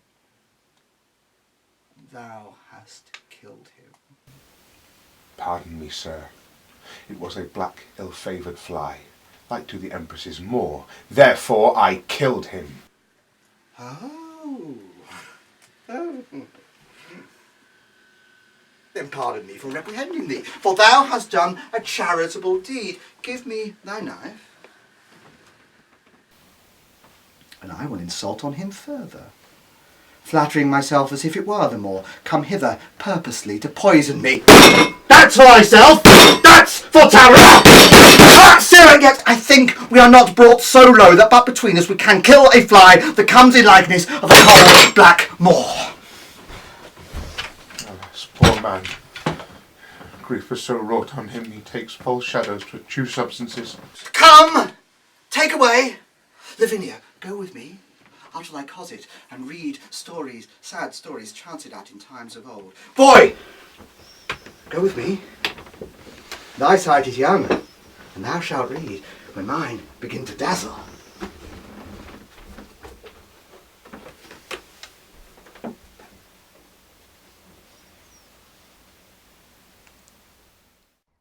Help!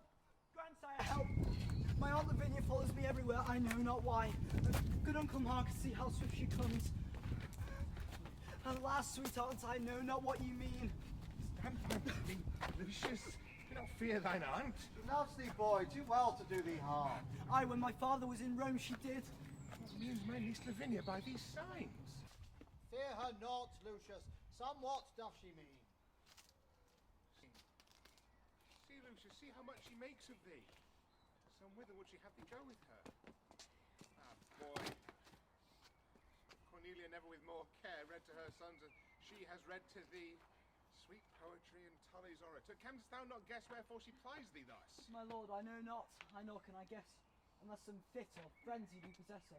For I have heard my grandsire say full oft that extremity of griefs would make men mad, and I have read that Hecubert of Troy ran mad for sorrow, that made me to fear. Although, my lord, I know my noble aunt loves me as dear as my mother did, and would not, but in fury throughout my youth, which made me to throw down my books and fly causeless, perhaps. But pardon me, sweet aunt, and madam, if my uncle Marcus go, I will most willingly attend your ladyship. Lucius, I will. And now, Lavinia. Marcus, what means this? Some book there is that she desires to see. Which is it, girl of these? Open them, boy. But thou art deeper read and better skilled. Come, take choice of all my life, and so beguile thy sorrows till the heavens reveal the damned contrivance of thy deeds. Why lives she up her arms in sequence thus? I think she means that there were more than one confederate in the fact. Aye, more there were, or else to heaven she heaves them for revenge. Lucius, what book is that she tells you, sir? Grandsire, it is Ovid's Metamorphoses. My mother gave it me. The love of her that's gone. Perhaps she culled it from among the rest. Soft, how busily she turns the leaves. Help her. What thou find? Lavinia, shall I read?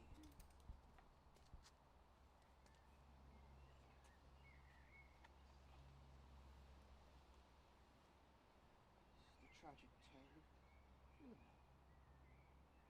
Treated Tereus' treason in his way.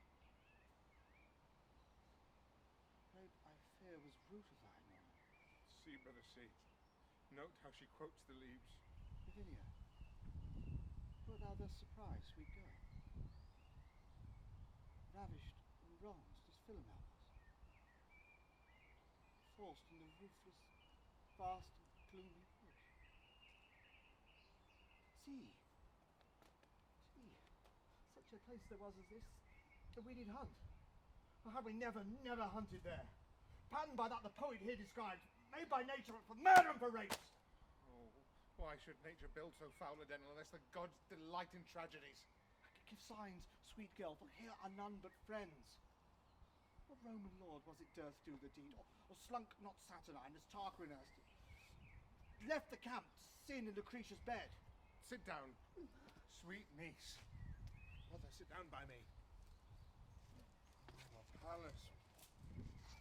Oh, Apollo, Pallas, Jove, or Mercury. Inspire me that I may this treason find.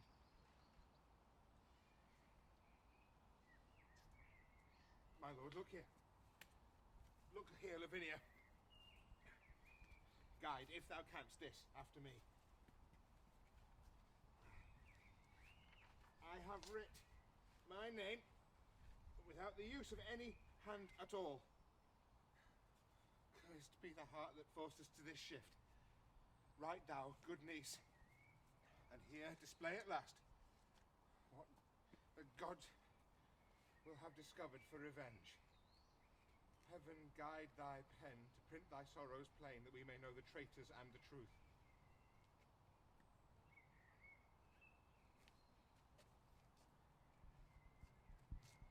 Do ye see, my lord, what she hath writ? Cry run Demetrius! What?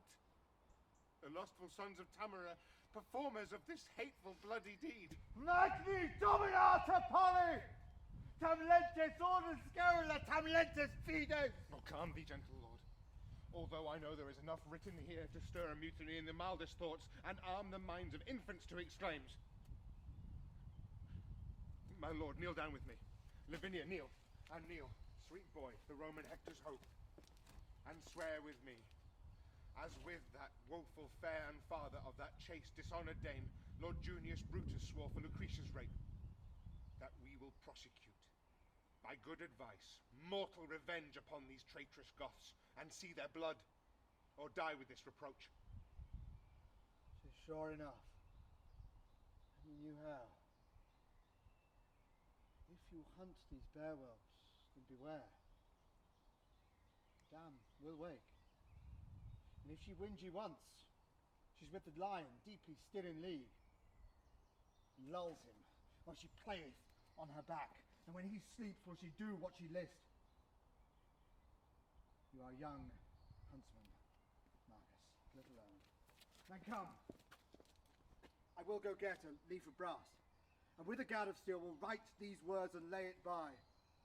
And the angry northern winds will blow these sands like Sybil's leaves abroad. And where's our lesson then? What say you, boy? I say, my lord, that if I were a man, their mother's bedchamber should not be safe, for these base bondmen to the yoke of Rome. Aye, that's my boy.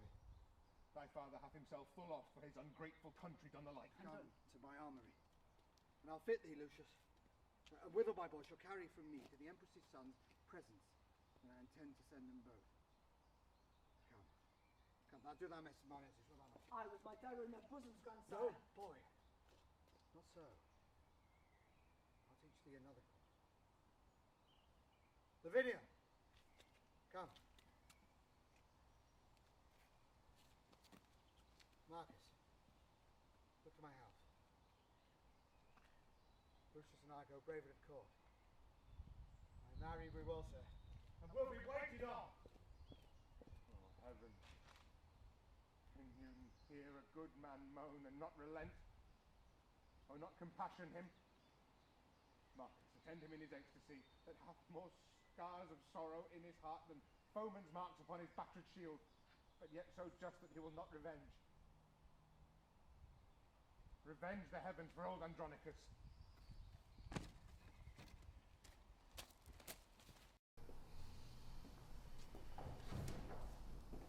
Demetrius, here's the son of Lucius. He has some message to deliver us. Some mad message from his mad grandfather. My lords, with all the humbleness I may, I greet your honours from Andronicus, and pray the Roman gods confound you both.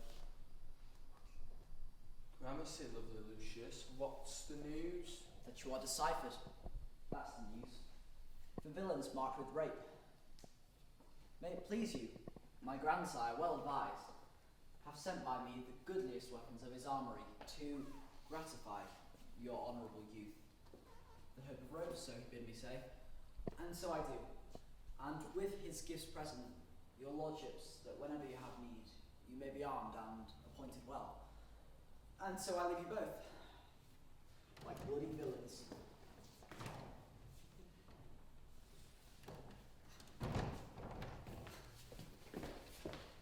What's this here? A scroll in the boat. Tigabate, Celeres Purus, Nonijet, Moreaculus Nekaku. Oh, 'tis a verse in Horace, I know it well. I read it in the grammar long ago. Aye, just a verse in Horace, right, you have it. What a thing it is to be an ass. He's no sound jest. The old man has set them weapons wrapped in lines and wound beyond their feelings to the quick. Would the witty empress well afoot, she would applaud Andronicus' conceit. But let her rest in her unrest a while. Now, young lords, 'twas not a happy star that led us to Rome, strangers, more than so, captives, that advanced us to this height. It did me good before the palace gates to brave the tribune in his brother's hearing. But But Mimo, so great a lord, basically insinuate and send us gifts. Had he not reason, Lord Demetrius? Did you not use his daughter very friendly? I would. We had 1,000 Roman dames at a bay to serve our lust. A charitable wish and full of love. He'll latch your mother but would say amen. And that would she for 20,000 more. Come, let us go pray to the gods for our beloved mother in her pain. Pray to the devils the gods have given us over. Softly comes in. Good morrow, lords. Oh, tell me, did you see Aaron the Moor? Well, more or less, or near with it all. Here, Aaron is. What were they on now? Oh, gentle Aaron, we are undone. No help, or we betide the overmore. There's caterwauling.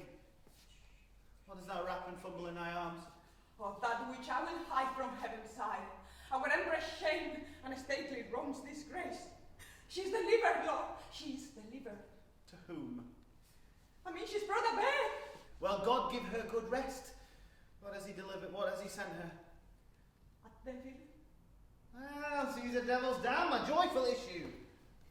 A joyless, this man, black and sorrowful issue. Here's the bane, as loathsome as a toad, amongst the fair-faced breeders of our clan.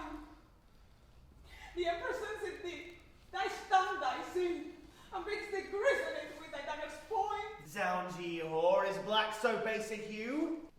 Sweet blouse, you're a beauteous blossom, sure. Villain, what hast thou done? That which thou canst undo. Thou hast undone our mother. Villain, I have done thy mother. And therein, hellish dog, you have undone her. Woe to her chance and damned her offspring. Accursed the offspring of such foul fiend, and he shall not live. Shall not die. Aaron, it must. The mother wills it so. Why must it, nurse? Then let no man but I do the execution of my own flesh and blood. Breaks the tadpole on my rapier's point. Nurse, give it me. My knife shall soon dispatch it. Sooner this sword shall plough thy bowels up. Stay, murderous villains. This, would you kill your brother?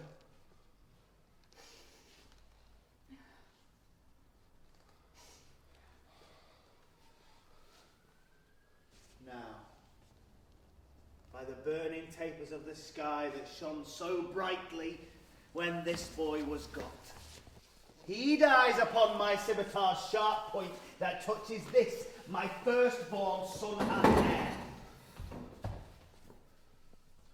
I tell you, young ladies, not Enceladus, with his threatening band of Typhon's brood, nor Alcides, nor god of war, shall seize this prey from his father's hands. What? Ye sanguine, yellow-hearted boys, ye white-lined walls, ye alehouse-painted signs. Coal black is better than another hue, in that it scorns to bear another hue. For all the water in the ocean cannot turn a swan's black legs to white, although she laid them hourly in the flood.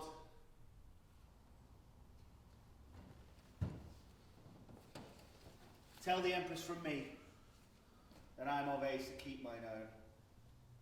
Excuse it how she can. But I betrayed our noble mistress thus. My mistress is my mistress.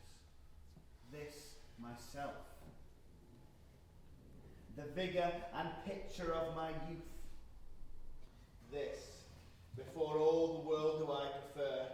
This more than all the world will I keep safe, or some of you shall smoke for it in Rome. For this our mother is forever shamed. Rome will despise her for this foul escape. The emperor in his rage will look at them. Thou blush to think upon this ignominy. Why, there's a privilege your beauty bears. Fie, treacherous hue that betrays with blushing the closed acts and counsels of thy heart. Here is a boy, a young lad, framed of another leer. Look how the black slave smiles upon the father as who should say, "Old lad, I am thine own." He is your brother, lords, sensibly fed of that self-same blood that gave life to you. And from that womb, which you were imprisoned were, he is enfranchised and brought to light. He is your brother of the surer side, although my seal be stamped in his face. Harold, what shall I say unto the Empress? Advise the heir on what is to be done. We will all subscribe to thy advice. Save down the child so we may all be safe. Then sit we down, and let us all consult. My son and I will have the wind of you. Keep there. Now, talk at pleasure of your safety. How many women saw this child of his? My so brave lords, when we join in league, I am a lamb. But if you brave them all, the chafed boar, the mountain lioness, the ocean swells, not so as air on storms. But say again, how many saw the child? Cornelia, the midwife, and myself, and no one else but the delivered Empress. The Empress, the midwife, and yourself. Two may keep counsel whilst the third's away. Go to the Empress and tell her this.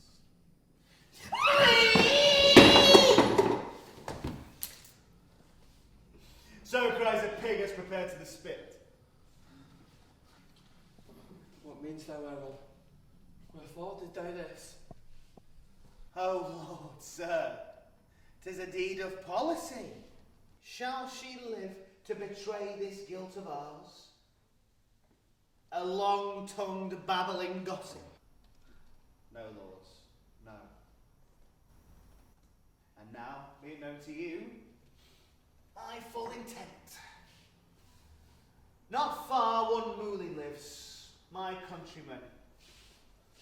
His wife, not yesternight, was brought to bed. The child is like to her, fair as you. Go pack with him, and give them other gold, and tell them both the circumstance of all, and how by this their child shall be advanced, and received as the Emperor's heir, and substituted in the place of mine to calm this tempest swelling in the court, and let the Emperor dandle for his own. Harkee! You see, I have given her good physic. And now, you must needs bestow her funeral. The field is near, and you are gallant grooms. This done, be sure to take no longer days, and bring the midwife presently to me. The midwife and the nurse well made away, and let the ladies tattle what they please. Ere and I see thou wilt not trust the air with secrets. For this care of Tamara, herself and hers are highly bound to thee.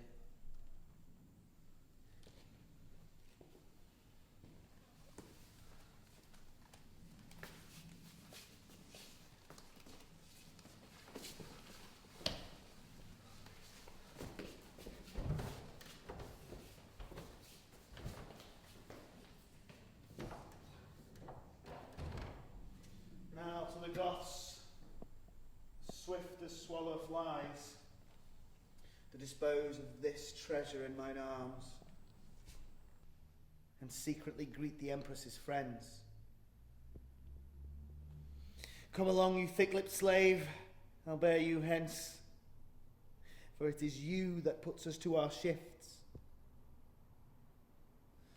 I'll make you feed on roots and on berries, and feed on curds and whey, and suck the goat, and cabin in a cave, and I'll bring you up to be a warrior and command a camp.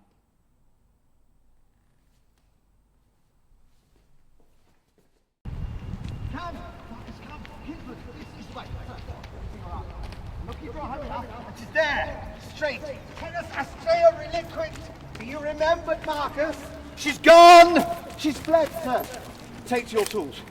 You, cousin, shall go sound the oceans, cast out your nets. Happily you may catch her in the sea. There's little justice there as there is in land. No.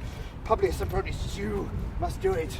'Tis you must dig with mattock and with spade and pierce the inmost centre of the earth. Then, when you get to Pluto's region, I pray you deliver him this petition. Tell him it is for justice and for aid, and it comes from old Andronicus, shaken with sorrows in ungrateful Rome.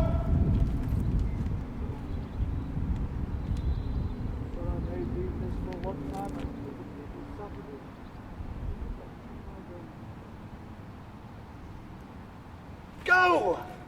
Get you gone! And pray, be careful all, and leave you not a man of war unsearched. Oh, this wicked emperor may have shipped her hence, and kinsman then we may go pipe for justice! Oh, Publius, is not this a heavy case to see thy noble uncle thus distract? Therefore, my lords, it highly us concerns, by day and night to attend him carefully, and feed his humours as kindly as we may, till time begets some careful remedy. Kinsman, his sorrows are past remedy. Join with the Goths, and with revengeful war take recon Rome for this ingratitude, and vengeance on the traitor Saturni. Publius! How now? My master's what? Have you met with her? No, my lord, but Pluto sends word. If you will have revenge, you shall. Marry for justice. She is so employed. By Jove, he thinks in heaven or someplace else. So perforce you do need to stay a while. You got me wrong to feed me with the lead. I'll dive into the burning lake below and pull her out of Acheron by the heels. Marcus, we are but shrubs. No cedars we, no big-boned men framed of cyclops size, but metal, Marcus. Steel to the very back. Yet wrung with wrongs more than our backs can bear. As if there's no justice in earth nor hell. We will solicit heaven and move the gods to send down justice for to wreak our wrongs. Sir, come to this gear. You're a good archer, Marcus. Add Jovem, that's for you, and add Apollonium. Add Martin, that's for myself. Here, boy. To Pallas, to Mercury, to Saturn, Caius. Not to Saturn, I know. It's good to shoot against the wind. Now, to it, boy. Now, Marcus, loose when I bid. On my word, I've written to effect there's not a guard left unsolicited. Kinsman, shoot all your shafts into the court. We will afflict the emperor in his pride. Now, masters, draw! Oh, good boy, well said, Lucius. Good boy, Virgo's lap. Give it, Pallas! My lord, I aim a mile beyond the moon. Your letter is with Jupiter by this. Publius, hast thou shot? Oh, see, thou hast knocked off one of Taurus' horns! This was the sport, my lord. When Publius shot, the bull, being galled, gave Ares such a knock that down fell both the ram's horns into the court. And who should find them but the Empress's Moor? And she laughed and told them all he should not choose but give them both his master for a present. Well, there it goes. God give his lordship joy. News. The post has come, Marcus. Sirrah, what tidings? Shall I have justice? What says Jupiter? The gibbet maker. He says that you have taken them down again, for the man must not be hanged till next week. But what says Jupiter, I ask thee? Oh, Jupiter? Alas, sir, I know not Jupiter. I never drank with him in all my life. Villain, art thou not the carrier? I? Of my pigeons, sir, nothing else. But didst thou not come from heaven? From heaven! Alas, sir, I never came there. God forbid I should be so bold to press to heaven in my young days. Right, I am going with my pigeons to the tribunal plebs to take up a matter of brawl betwixt my uncle and one of the emperor's men. Why, sir, that is as fit as can be to serve for your oration, and let him deliver the pigeons to the emperor from thee. Tell me, sir, can thou deliver up an oration with a grace? Nay, truly, sir, I can never say grace in all my life. Sir, come hither, make no more ado, but deliver up your pigeons to the emperor. By me thou shalt have justice at his hand. Hold. Meanwhile, here's money for thy charges. Give me pen and ink. Tell me, Sirrah, Canst thou deliver with a grace a supplication? Aye, sir. And here is a supplication for you. And whence thou comes to the Emperor, at first you must kneel, then kiss his foot, then deliver up thy pigeons, and look for your reward. I'll be on hand, so you do it bravely. I warrant you, sir, let me alone. Come, how's our knife? Hold it in the oration. Thou hast made a humble suppliant. And when thou hast seen the Emperor, knock at my door and tell me what he says. God be with you, sir, I will. Come, let's go. Publius, follow me!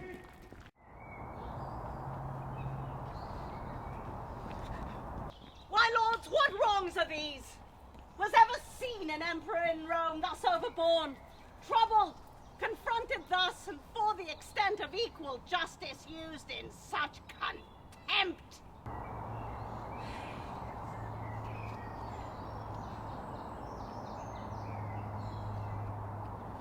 My lords, you know, as know the mightful gods, however these disturbers of our peace buzz in the people's ears, there naught hath passed but even with law against the wilful sons of old Andronicus.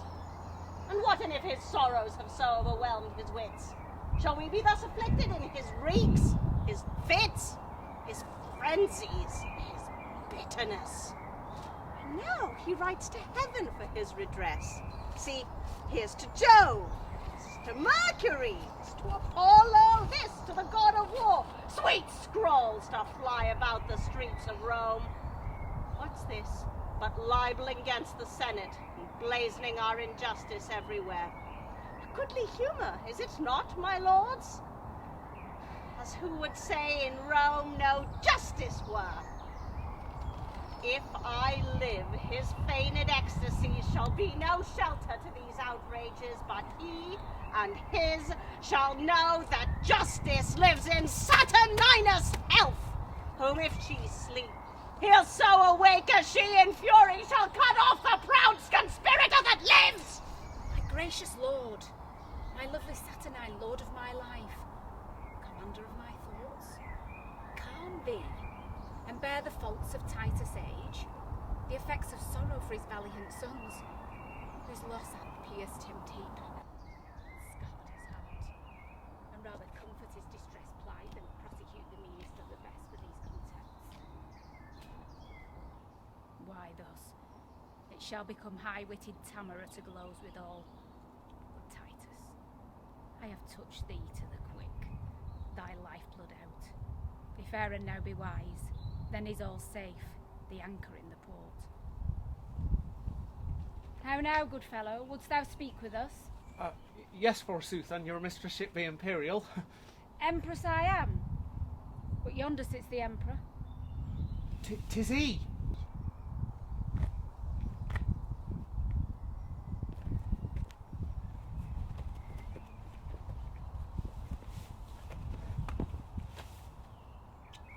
God and Saint Stephen give you God e'en. I've brought you a letter. And some pigeons here.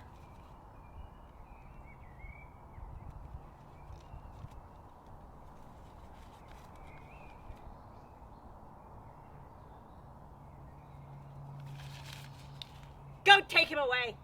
Hang him presently. How much money must I have? Come, sirrah, you must be hanged. Hanged? By your lady. Then I brought up her neck to a fair end. Despiteful and intolerable wrongs.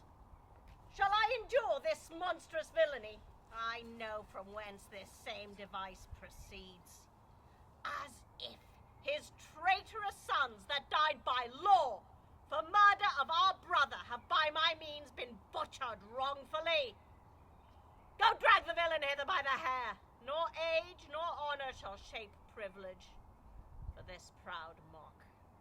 I'll be thy slaughterman, sly, frantic wretch that hopest to make me great, in hope thyself should govern Rome and me.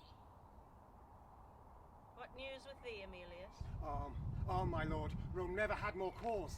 The Goths have gathered ahead, and with the power of high resolved men bent to the spoil, they hither march amain, under conduct of Lucius, son of old Andronicus, who threats, in course of his revenge, to do as much as ever Coriolanus did.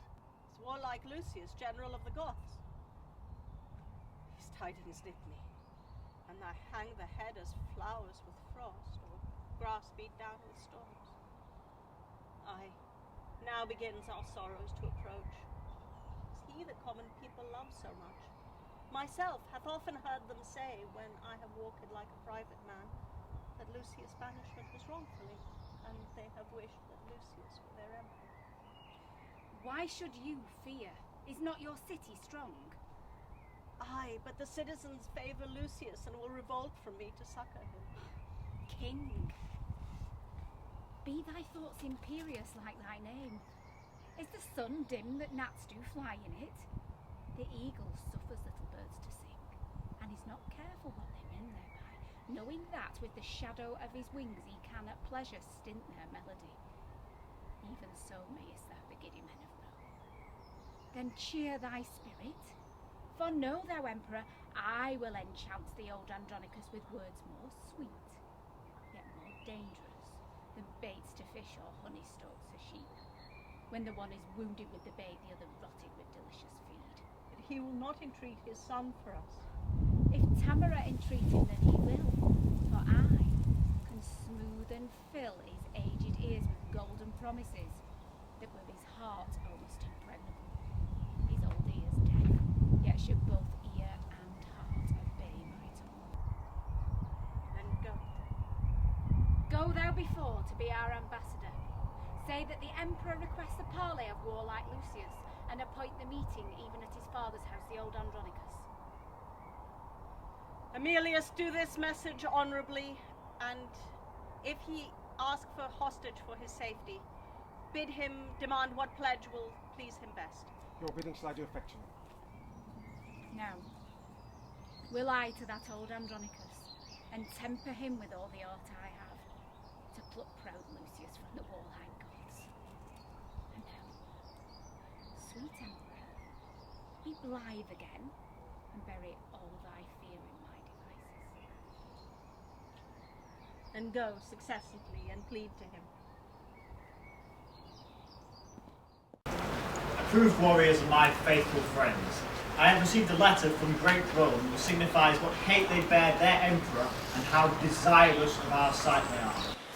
Therefore, great lords, be as your titles witness, imperious and impatient of your wrongs, and wherein Rome hath done you any scathe, let him make treble satisfaction.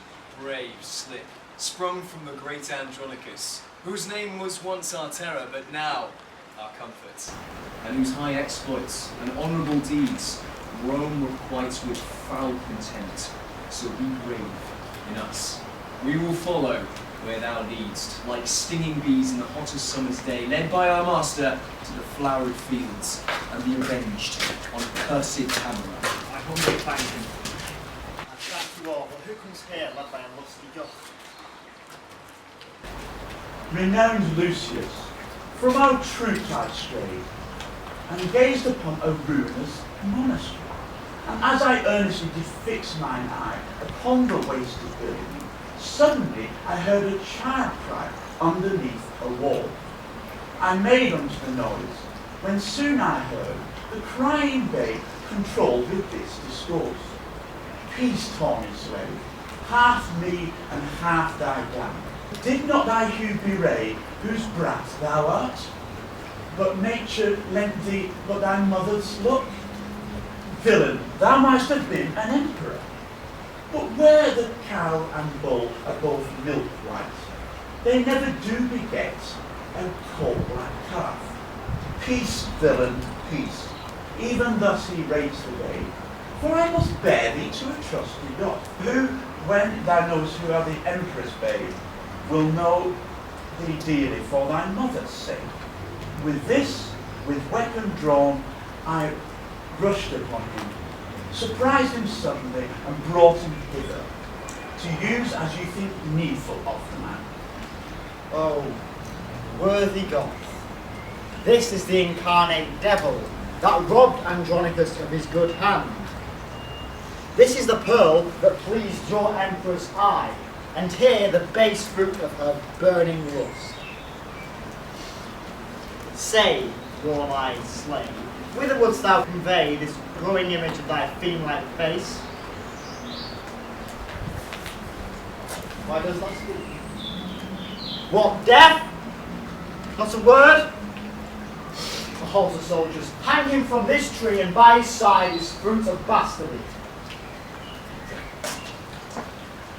Touch not the boy, he is of royal blood. Too like the sire for ever being good. First, hang the child so he may see it sprawl, a sight to vex a father's soul withal. Get me a ladder! Lucius, save the child, and bear him from me to the Empress. If thou do this, I will show thee wondrous things that highly may advance thee to hear. If thou wilt not, befall what may befall, I'll speak no more, but vengeance wrought you all. Say on, and if it please thee what thou speak, thy child shall live, and I shall see it nourished. If it pleaseth thee, I assure thee, Lucius, 'twill vex thy soul to hear what I shall speak. For I talk of murders, rapes, and massacres, acts of black night, abominable deeds, complots of mischief, treasons, villainies, ruthful to hear yet piteously performed. And all this shall be buried in my death, unless thou swear to me my child shall live. Say on thy mind, I say thy child shall live. Swear that he shall, and I will begin. Who should I swear by? Thou believest no God. That granted, how canst thou believe an oath? What if I do not? As indeed I do not. Yet I know thou art religious, and hast a thing within thee called conscience. 20 popish tricks and ceremonies I have seen thee careful to observe. Therefore, I urge thy oath.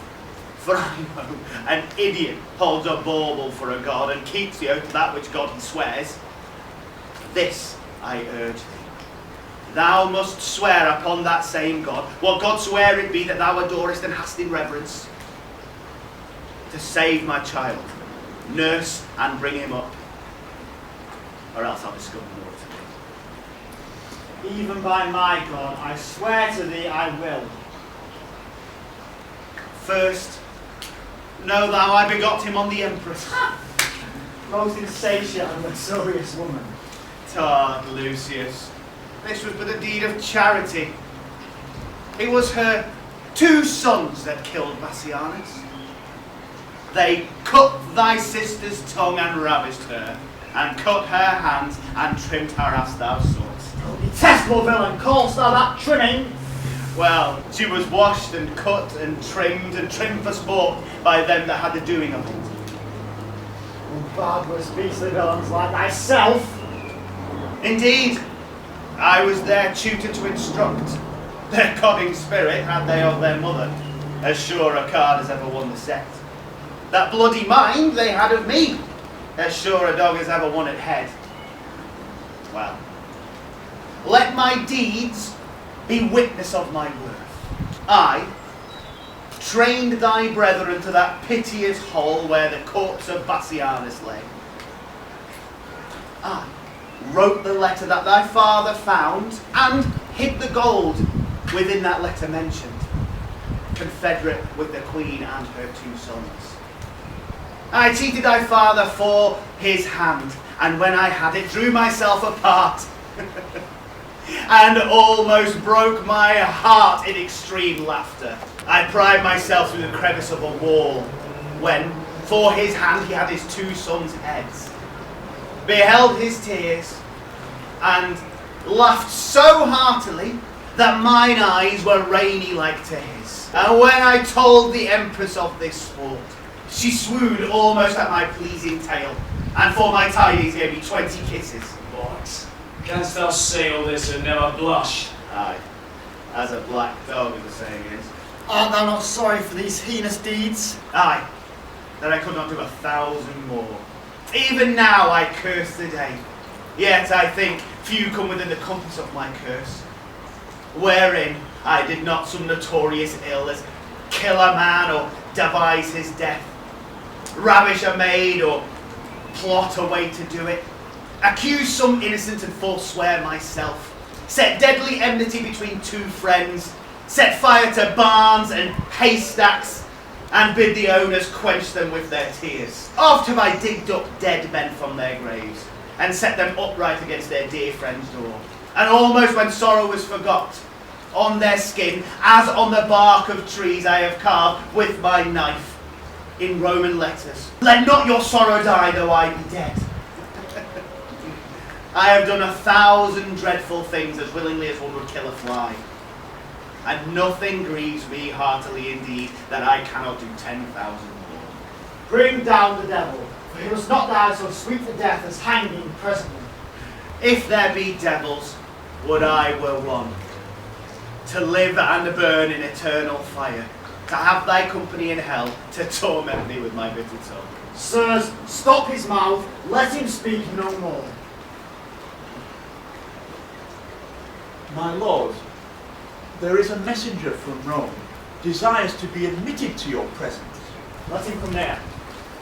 Welcome, Emilius. What's the news from Rome? Lord Lucius, and you princes of the Goths, the Roman Emperor greets you all by me. And, though he knows you are unarmed, he drinks parley at your father's house, willing you to demand your hostages, and they shall be immediately delivered. What says our general? Emilius, let the Emperor give his pledges unto my father and my uncle Marcus, and we will come. March away.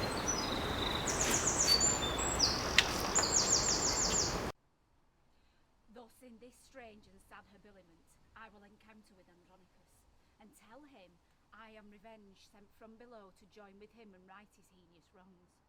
Knock at his study, where they say he keeps to ruminate strange plots of dire revenge. Tell him revenge has come to join with him and work confusion on his enemies.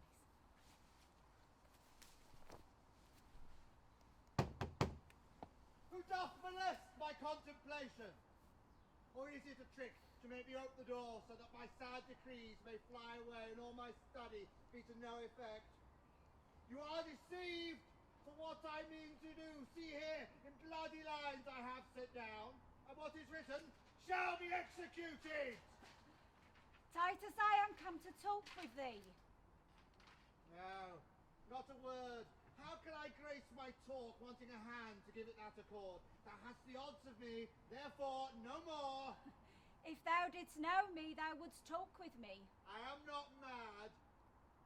I know thee well enough. Witness this wretched stump. Witness these crimson lines. Witness these trenches made by grief and care. Witness the tiring day and the heavy night. Witness all sorrow that I know thee well, for our proud empress, mighty Tamara. Is not thy coming from thy other hand?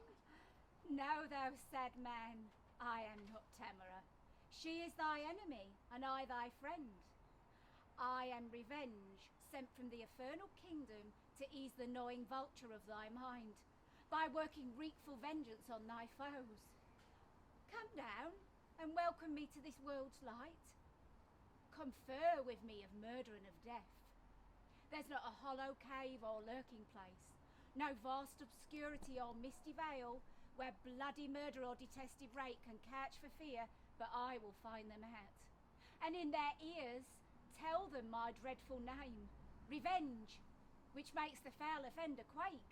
Art thou revenge? And art thou sent to me to be a torment to mine enemies? I am, therefore come down and welcome me. Do me some service ere I come to thee. Lo, by thy side, where rape and murder stands, give me some assurance thou art revenge. Stab them! Or tear them on thy chariot wheels. Then I'll come be thy wagoner, and whirl about with thee around the globes, provide thee two proper palfreys black as jet to hail thy vengeful wagon swift away. And find out guilty murderers in their caves, and when thy car is loaden with their heads, I will dismount, and by thy wagon wheel trot like a servile footman all day long, even from Hyperion's rising in the east to its very downfall in the sea.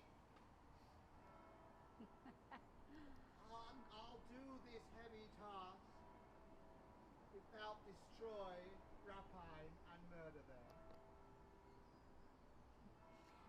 These are my ministers and come with me. Are they thy ministers? What are they called? Rape and murder. Therefore called so because they take vengeance of such kinds of men. Good Lord, I like the Emperor's sons they are, and you the Empress. But we worldly men have miserable, mad, mistaking eyes. Oh, sweet revenge, now do I come to thee, and if one arm's embracement will content thee, I will embrace thee in it by and by.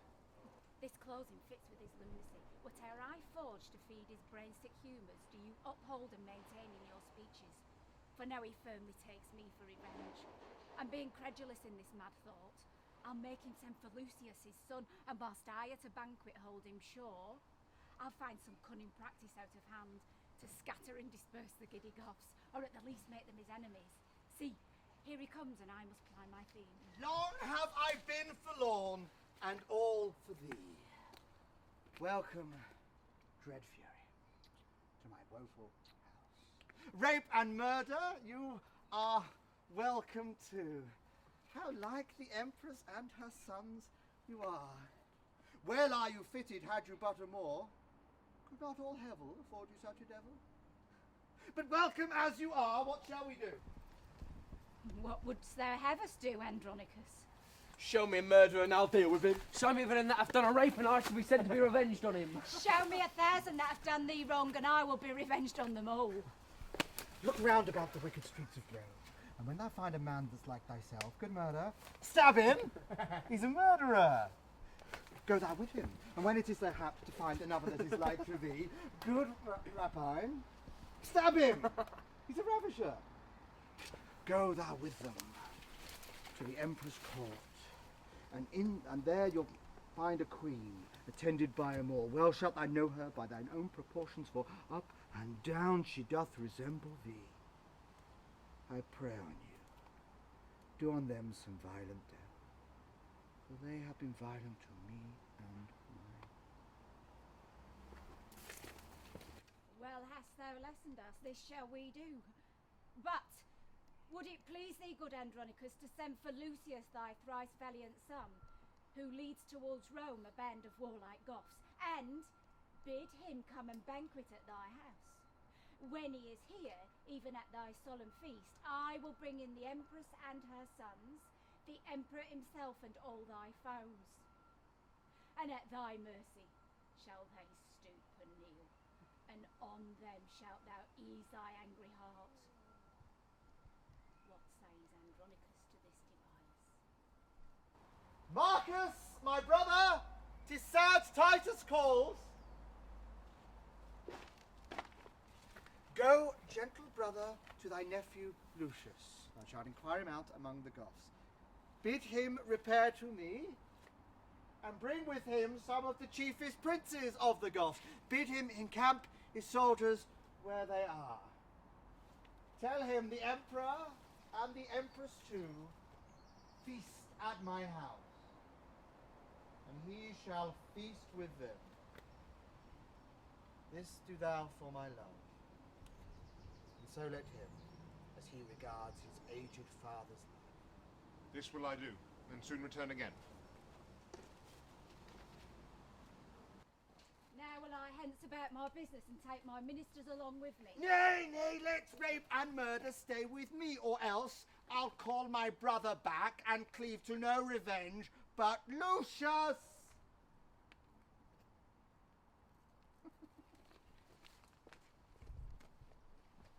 What say you, boys? Will you abide with him, whilst I go tell my lord the Emperor how I have governed our determined jest? Yield to his humour, smooth and speak him fair, and tarry with him till I turn again. I knew them all, though they suppose me mad, and will have reached them in their own devices, a pair of cursed hellhounds and their dam. Depart at pleasure, madam. Leave us here. Farewell, Andronicus. Revenge now goes to lay a complot to betray all thy foes. I know thou dost, and sweet revenge, farewell.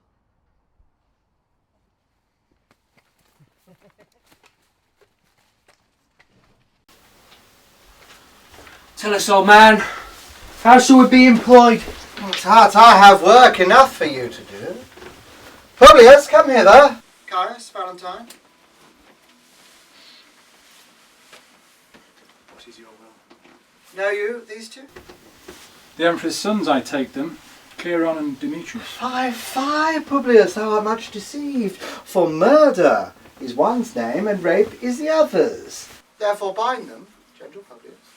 Caius and Valentine, lay hands on them. Oft have you heard me wish for such an hour, and now 'tis here. Therefore bind them sure, and stop their mouths if they begin to cry. Villains, forbear! We are the Empress's sons! Therefore do we what we are commanded.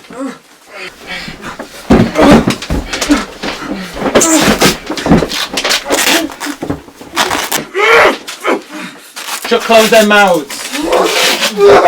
Make sure they do not speak a word.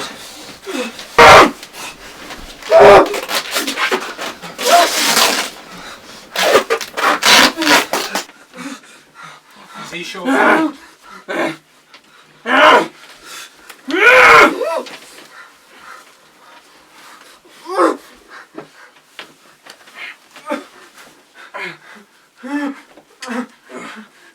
Make sure you bind them fast.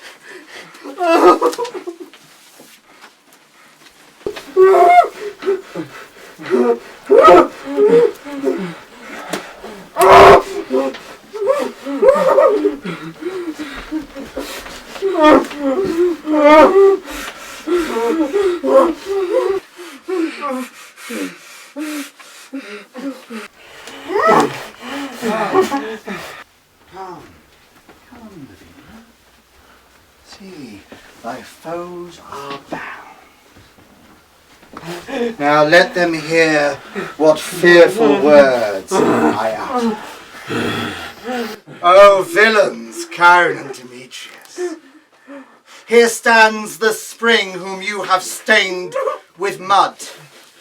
This goodly summer with your winter mixed.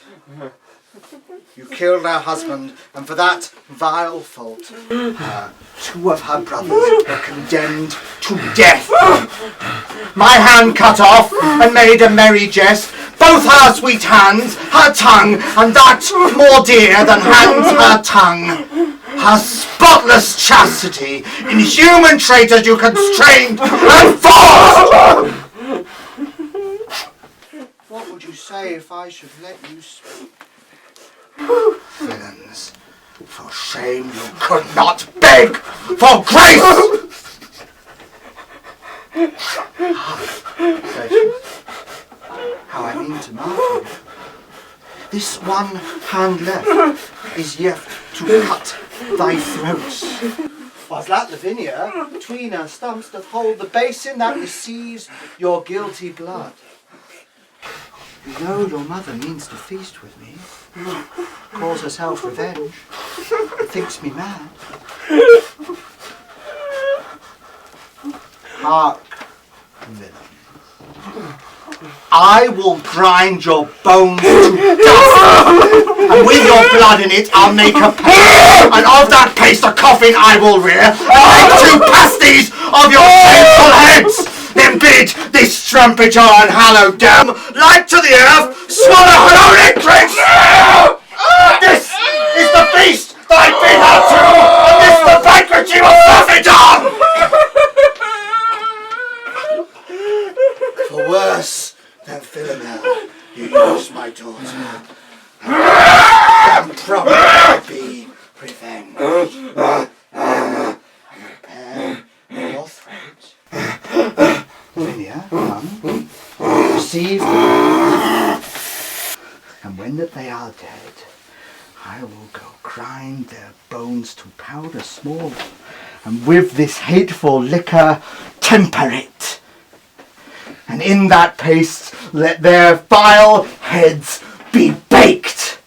Come, come, be everyone officious, to make this banquet which I wish may prove more stern and bloody than the centaur's feast.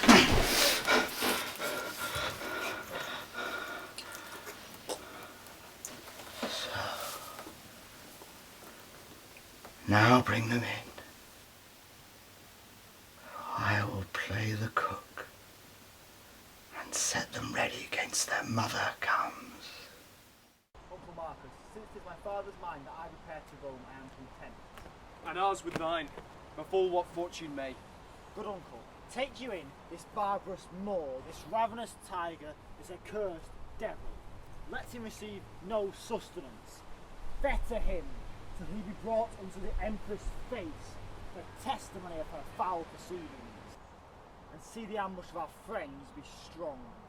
I fear the Emperor means no good to us. Some devil whisper curses in my ear, and prompt my tongue to utter forth the venomous malice of my swelling heart. Set him breast deep in earth and famish him. There let him stand and rave and cry for food. If anyone relieves or pities him for the offence, he dies. This is our doom. Some stay to see him fastened in the earth. Oh, why should wrath be mute and fury dumb? I am no baby. Aye, that with base prayers I should repent the evils I have done.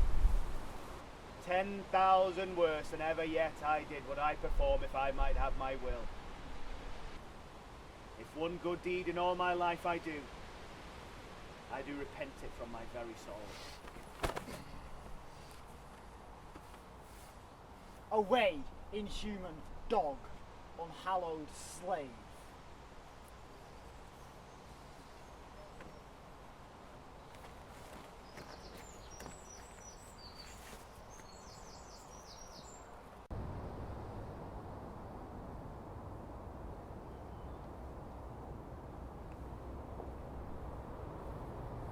What, hath the firmament more sons than one? What boots it to thee to call thyself a son? Rome's emperor, nephew, break the pall. These quarrels must be quietly debated. The feast is ready, which the careful Titus hath ordained to an honourable end. For peace, for love, for league and good to Rome. Please you, therefore, draw nigh and take your places. Marcus, we will. Welcome, my lord. Welcome, dread queen. Welcome, ye warlike Goths. Welcome, Lucius. And welcome all. Although the cheer be poor, 'twill fill your stomachs. Please, eat of it. Why art thou thus attired, Andronicus? Because I would be sure to ought well to entertain your highness and your empress. We are beholden to you, good Andronicus. And if your highness knew my heart, you were.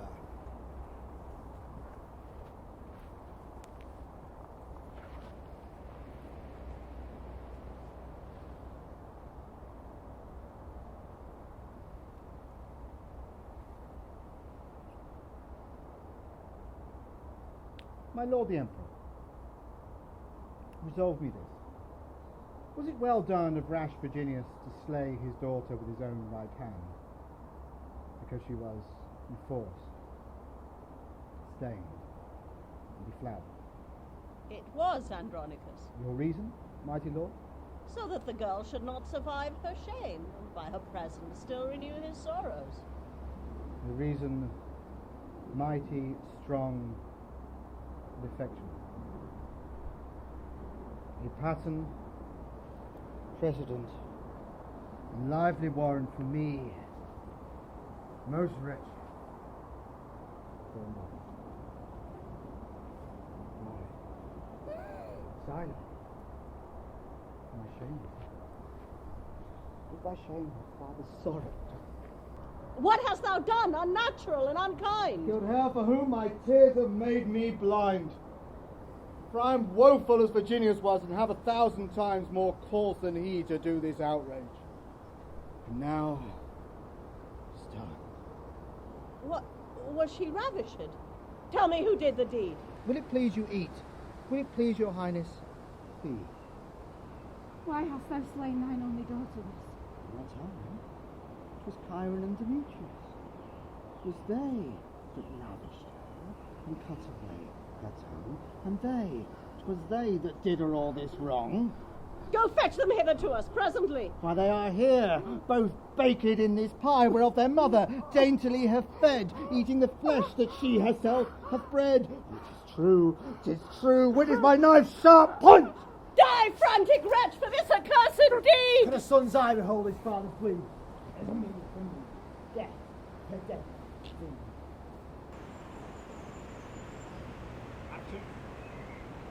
Some loving friends, convey the Emperor hence, and give him burial in his father's grave. My father and Lavinia shall forthwith be closed in our household monuments. As for that ravenous tyrant Tamara, no funeral rite, no man in mourning weep, no mournful bell shall ring her burial, but throw her forth to beasts and birds of prey. Her life was beastly and devoid of pity, and being dead, let birds on her take pity. Come, thou reverend man of Rome, and bring our emperor gently by the hand. Lucius, our emperor, for well I know the common voice do cry, it shall be so.